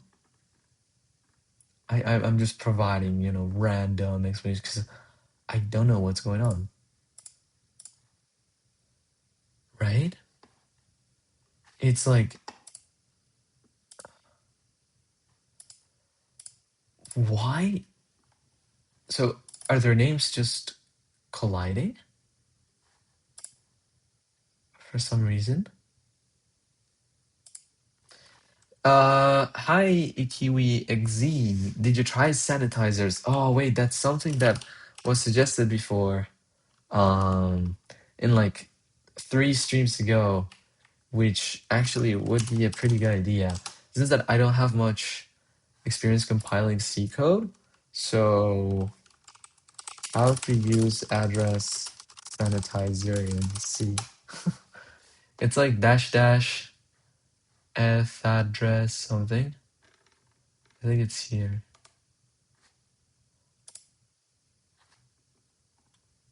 No, there you go. F sanitize address. F sanitize address. Okay. So dash f sanitize address. I think it's like that. F sanitize equals address. And then there's also another one that allows you to do like to detect undefined behavior. Behavior in C. Like GCC. Are the compiler flags? No. Sanitize undefined. There you go.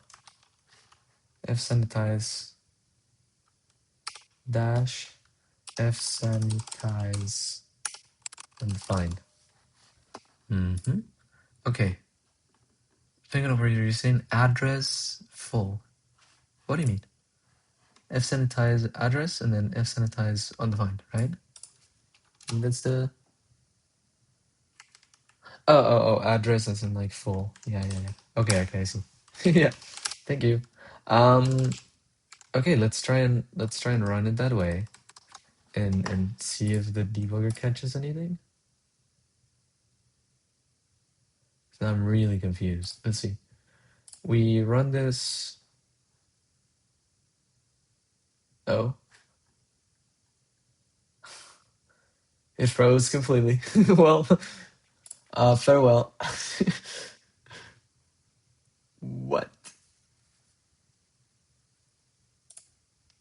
Oh no. The debugger died. Okay, no. I had to stop it because... Okay, what happens if we just run it like this in the console? Ooh. Let's see. Right of size 4 at this thing is located 20 bytes after 128 byte region.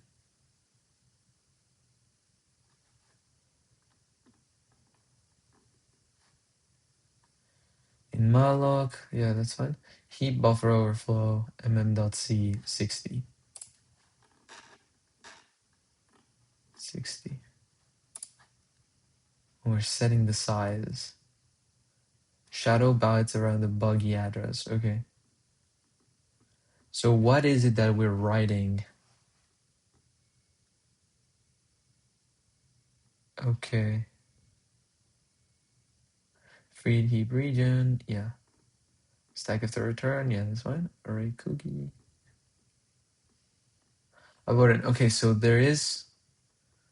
we're somehow writing something that we shouldn't.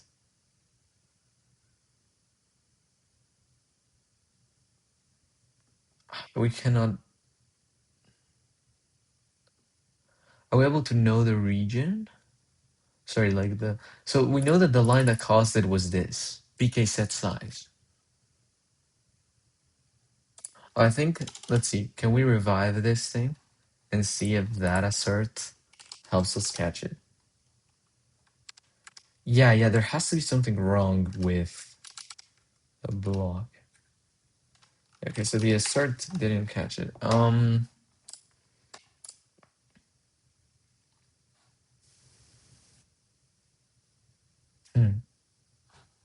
Okay, let's try and run it and pay attention to the size of the blocks. So we perform this, we perform this, we perform the free. Now we enter the beginning of the free. Let's see where the error happens. At what allocation does it happen? P2, then P3, that's fine. And then we copy, it seems like when we copy this data, we end up doing something that we shouldn't. Or when we create P3.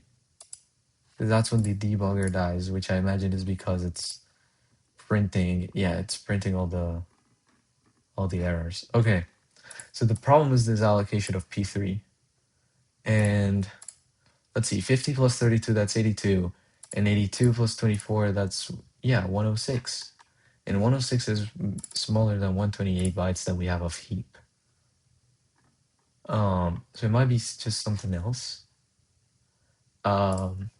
Let's see what in P3's allocation makes it be ruined. So we run until we get to, yeah.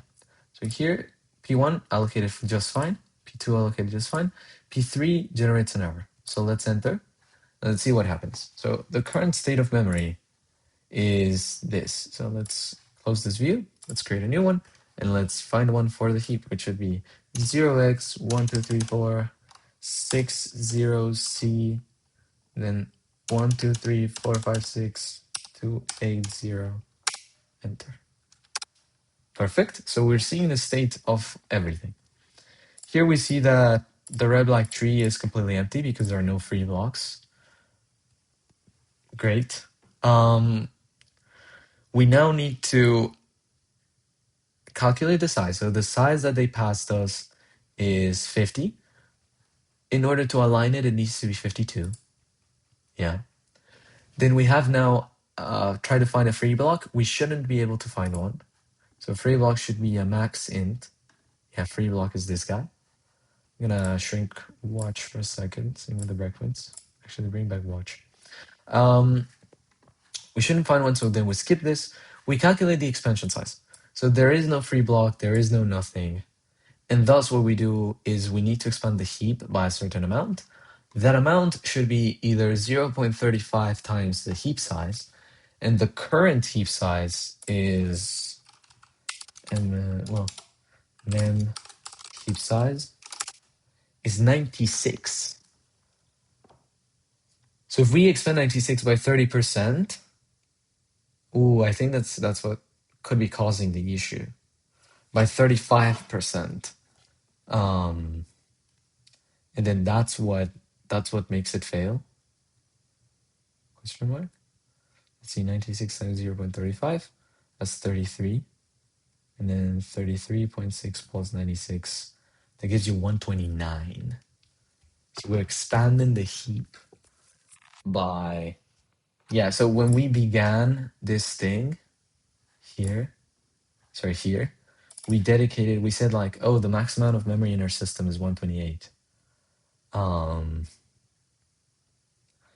And thus, I see. Okay, so let's make this just a 1 MB, total memory, so that we can allocate as many blocks as we want for the tests.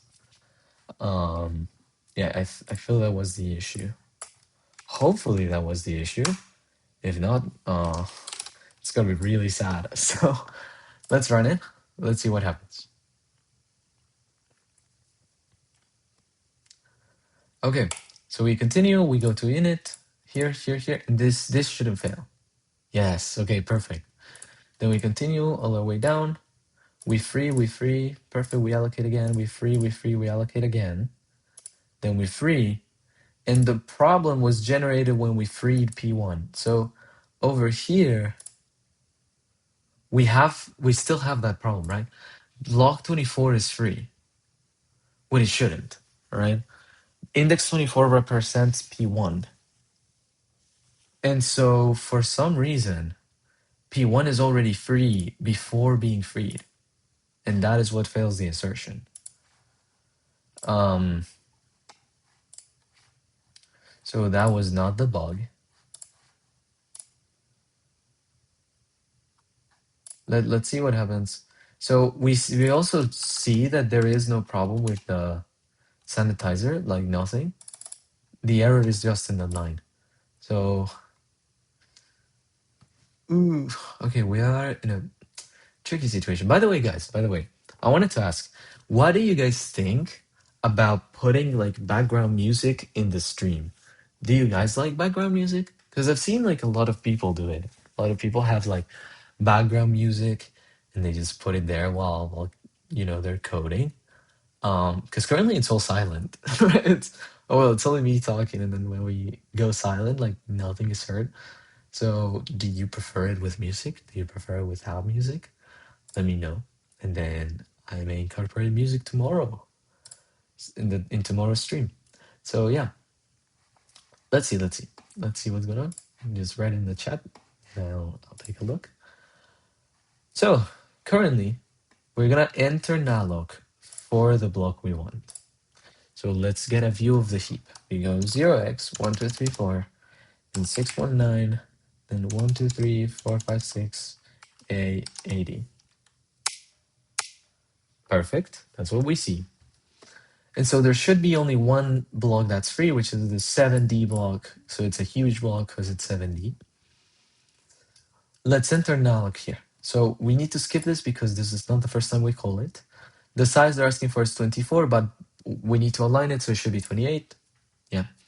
Then we find a free block. There should be one free block, which is a huge one, and it starts at by 24. We remove it from the red black tree. Oh, what happened? Ooh, nested bug in the same thread aborting. Okay, so there's something that happened. Wait, we didn't have any of this before.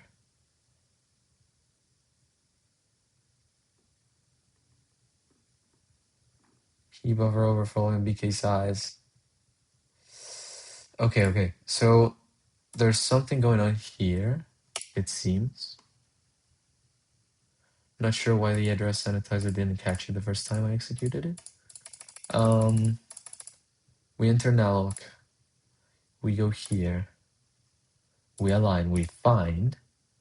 Then here, when we remove it, oh no. Okay, so it's before it even has happened. Because when we run it, then we counter the issue. Okay, but if I execute it in the terminal, it doesn't do it. Okay, why is behavior changing depending on whether or not I run in the debugger or the terminal? What? Oh, I think it may be the watch variables. Like I'm just watching some variables that stop existing. Yeah, that may be the case. I hope that is the case. And then maybe the address sanitizer just catches the access from the debugger. to those variables that no longer exist? I'm not sure. Let's run this. Blah blah blah blah blah blah blah blah blah blah. We go here. We write. We write. We write. We free. We write. Da da da da da da da da da da da da. Enter here. So now this memory view is no longer valid. We need to add a new one to 0x1234 619 123 456 and 80. Okay, let's look 4 megabytes into this. So what do we have here? Everything is free now. We enter here, we jump, we align it to 28.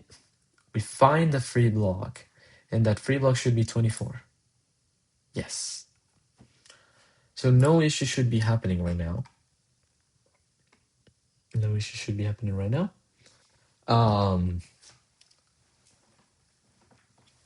And so I see this thing, but it doesn't seem to affect us. Oh, it was suddenly solved. So yeah, probably it was the watch variables. We remove it from the red black tree, then we set it to be free as false, right? So we set it as allocated. This free block should be block 24. So now we should see the block is free of 24 become false. False, right? The right block that should be returned is 56, as we saw before. 56. Right block is still 0. Yeah, we have. Why? Why? Why is it 0? Okay. Well, yeah, I don't know what to do because we compile and compile again. And then let me see the debug console. Like, is something being printed there? I saw that little message, but thought it was from a previous session. So let's see if it actually isn't. Okay, so we see here something. Runtime error. Non-zero offset 24 to null pointer. Oh, that is the watch variables. Okay, I'm gonna delete all of these watch variables and just start again. Okay. Perfect. We continue to the next breakpoint. Then we go to the next breakpoint, which is here. We enter, nothing weird has happened yet. We jump, size, and free block. Then we remove it from the red black tree. We set it as allocated.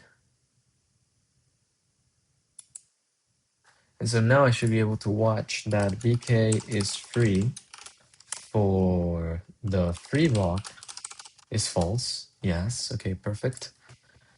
Then we try and get the right block if the partition is worth it, and the answer will be yes, because we calculate all of this, and we end up determining, okay, yes, partition the block.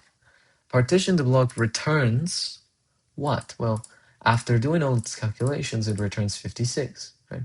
Right block becomes 56. We set the size, we set everything we need, no problems from the memories and from the sanitizer. And then we return right block, which has a value of 56.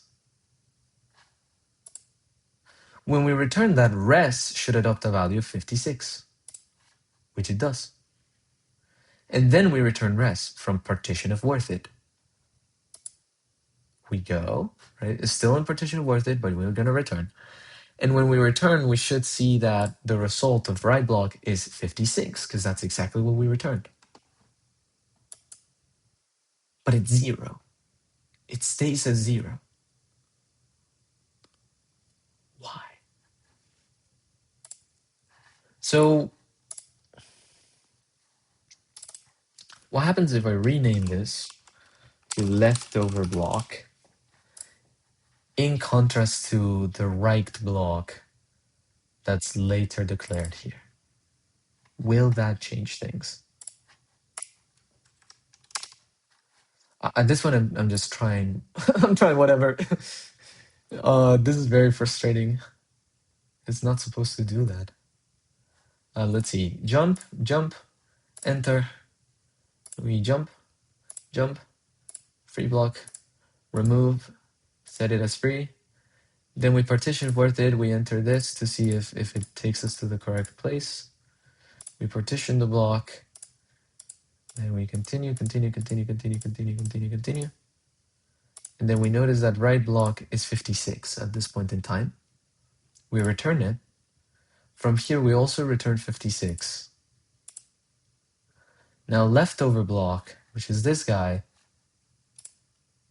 is now 56. Okay, so it's an error with like the naming of the variables, the scope of the variables, like, but why, right? Why? Maybe it has to do with the way C manages stack variables that are like outside your closure. I don't know what's going on. Because like, why should this guy affect whatever this is if it hasn't even gotten to that point in time? Like, maybe the compiler is performing some sort of optimization that brings it before. Like, it is interesting to know though. So that was the whole error, because now everything should be fine. Now we set it to be free, now we insert it, then we return it, and then when we return, we should see that block is free for 24, which is P1, should be no. Ah! Rah! What's going on?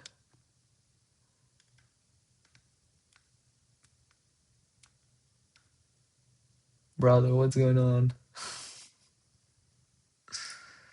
Okay. Guys, I do need to go now. I need to go at 11. Well, at 10:55.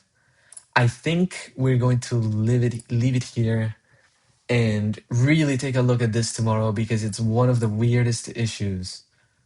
Well, no, the weirdest issue was the whole leftover thing, like this guy. Yeah. Let me just take a look at it for one last time before leaving. The block, we set it to be false when it comes to being free. Then we see, and then if the leftover block is different from null pointer, yes, that's true. Then we set it to be, oh wait, block is free changed to true all of a sudden.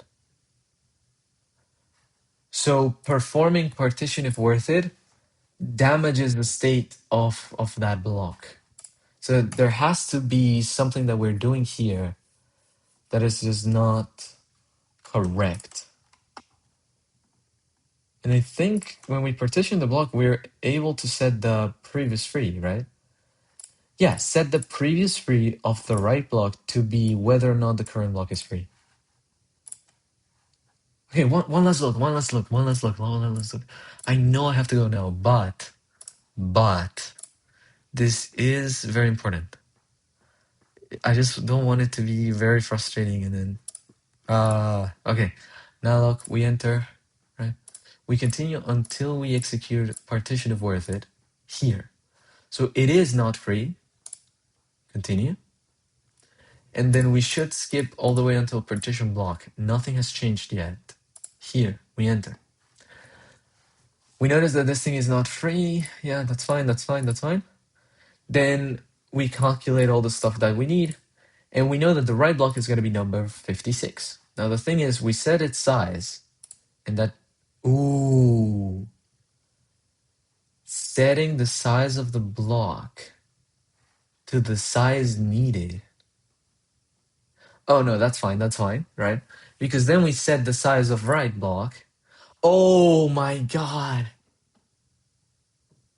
That's such a subtle bug. Okay, so what's happening is basically this. I'm gonna explain it fast. I need to go in 1 or 2 minutes, okay?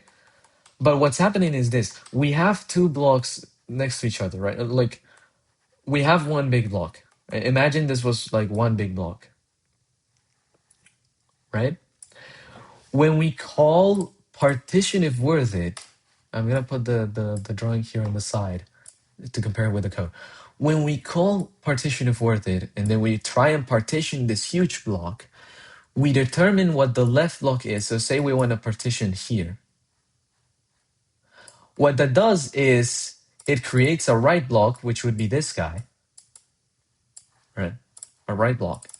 And then what we do is we set the size of that block to be whatever the size is needed, right?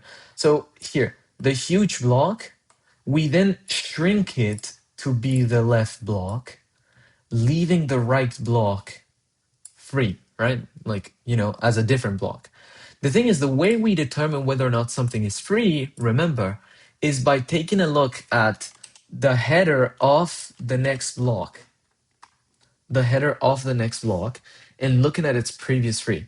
So the way we determine whether or not we are free is by taking a look at our next block's header and seeing the prev free flag. Right? It's like a linked list of frees, right? The next block tells you whether the block you're currently in is free. And we did that just to save space. And so what ends up happening is when we change the size of the big block to shrink it, it becomes this new block.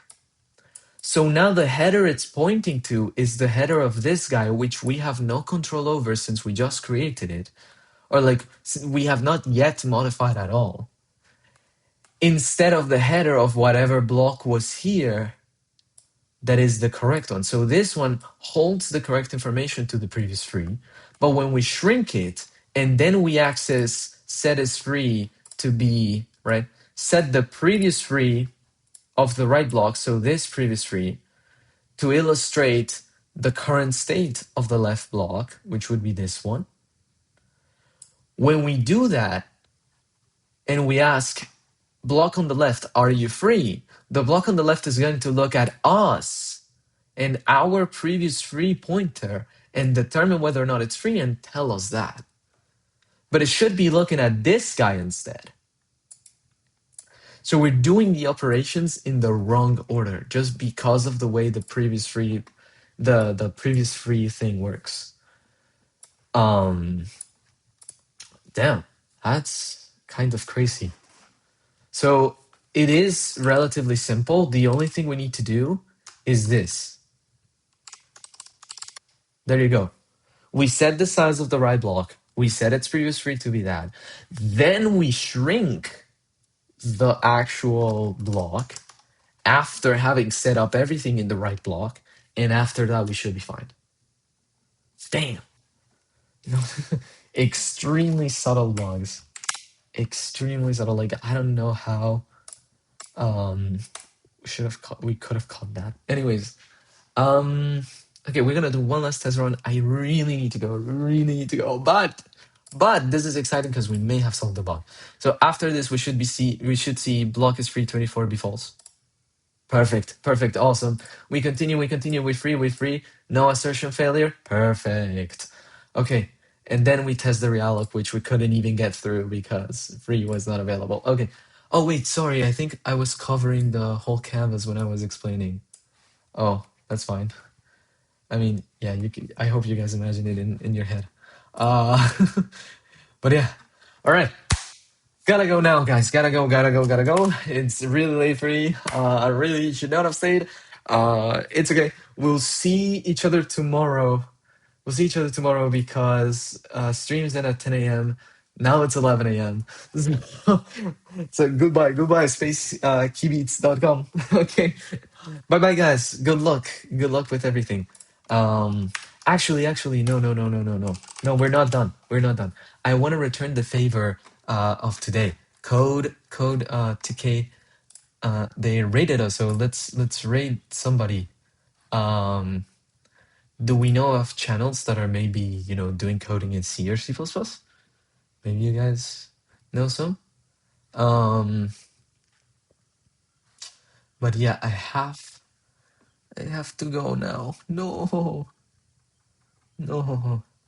Christoph IT. Hello. Oh, we were trying to rate somebody that was looking at C++ or C. But I guess, oh my god, yeah. Okay, we don't have okay, because I need to attend a meeting. It needs to attend a meeting. The meeting is at 11. So what can we do? Okay, we could. Perfect timing. Yeah. I'm so sorry. I'm so sorry. Christoph, we were actually looking at your stream yesterday because we were like, oh, wait, he's doing like C and C++ stuff. And then we were going to raid it, but Twitch wasn't letting me raid. I don't know why. But yeah, nice to, nice to see you guys. I am so sorry.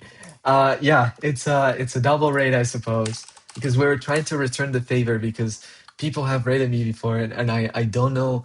I haven't raided anyone because I'm new to Twitch, and so I didn't know how to do it, but I think I know how to do it now. Um, so let's try and find maybe in the software development category. Okay, the meeting already started, but guys, this is what I do for you. Software and game development. Let's see. So do we have maybe coding in C, C++, something you guys may be interested in? Um, Raider from Christoph. It's Penguin Operator. Penguin Operator, you were in Christoph's chat. Okay, now we see. Now we see why you're omnipresent. That's interesting. Okay. Um, let's see. Is there a why is your internet so slow? It's the way of the water, brother. It's the way of the water. So, like I wouldn't know how to what to tell you. Um Let's see, who guys do you want to raid? Is there anyone that catches your attention that's maybe coding in something similar to what we were doing? Because I assume that's what you guys are interested in. Uh, Janetta Carr is an option. So who is Janetta Carr? Maybe, did you see it here? Janetta Carr? Carr. Oh, Janetta Carr. 154? Damn! Dude! Imagine having that many viewers. That'd be so cool. Anyways. Okay, I think we can rate this person. Yeah, they're doing C. Um, I'm so sorry. I don't have time to verify this is something you guys would be interested in, but yeah. Okay. Um, to those that joined, I am so sorry. We're gonna have stream tomorrow at 7:15, always from 7:15 to 10 a.m. But since it's the weekend, it's gonna be way longer. So it's probably gonna go until like 5 p.m. or something like that. We're cutting a memory allocator from scratch in C, and yeah, if you're interested, join. Anyways, so I think it's slash raid. Let me see if I know how to describe it. Slash raid, and then at, because I realized that yesterday we were not doing the ad. Penguin Operator was trying to tell me, but I didn't see the chat since I had to go. So we're gonna do Janetta Carr, and I think we can just raid, right? Slash raid Janetta Carr. All right, everybody. Good luck. Whee! Let's see if I enter.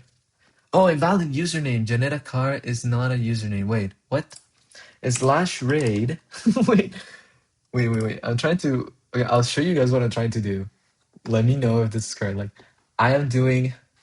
Oh, shoot. No. Uh, ah, What's happening? Okay. I'm trying to do in this panel. Oh my God. Okay. Oh, shoot. Wait. Wait. Yeah, I'm very much a noob. So, raid, and then I do Janetta Carr. Enter. See, Janetta Carr's raid settings do not allow you to raid at this time. So what? Why? Oh, it seems like I cannot rate people. That's very sad. I'm so sorry, guys. Okay. um, Maybe you guys should visit. You should visit Janetta Carr's stream if you're interested in it. Yeah, I think you guys cannot even see what I'm typing. There you go. That slash raid Janetta Carr, then enter invalid username, and if I do slash raid Janetta Carr, it says Janetta Carr settings. Yeah, they blocked raid. You can't raid her. Need to try someone else. Yeah, I'm so sorry, guys. I really need to go now. So I don't think I have time to raid somebody. I'm very sorry. Um, but yeah. All right. Perfect. You have to alt F4. All right, buddy. That is not true. Yeah, okay. All right. See you guys. Bye bye. We'll see you tomorrow at 7:15 a.m. and we're going until like 5 p.m. or 4 p.m. Bye bye.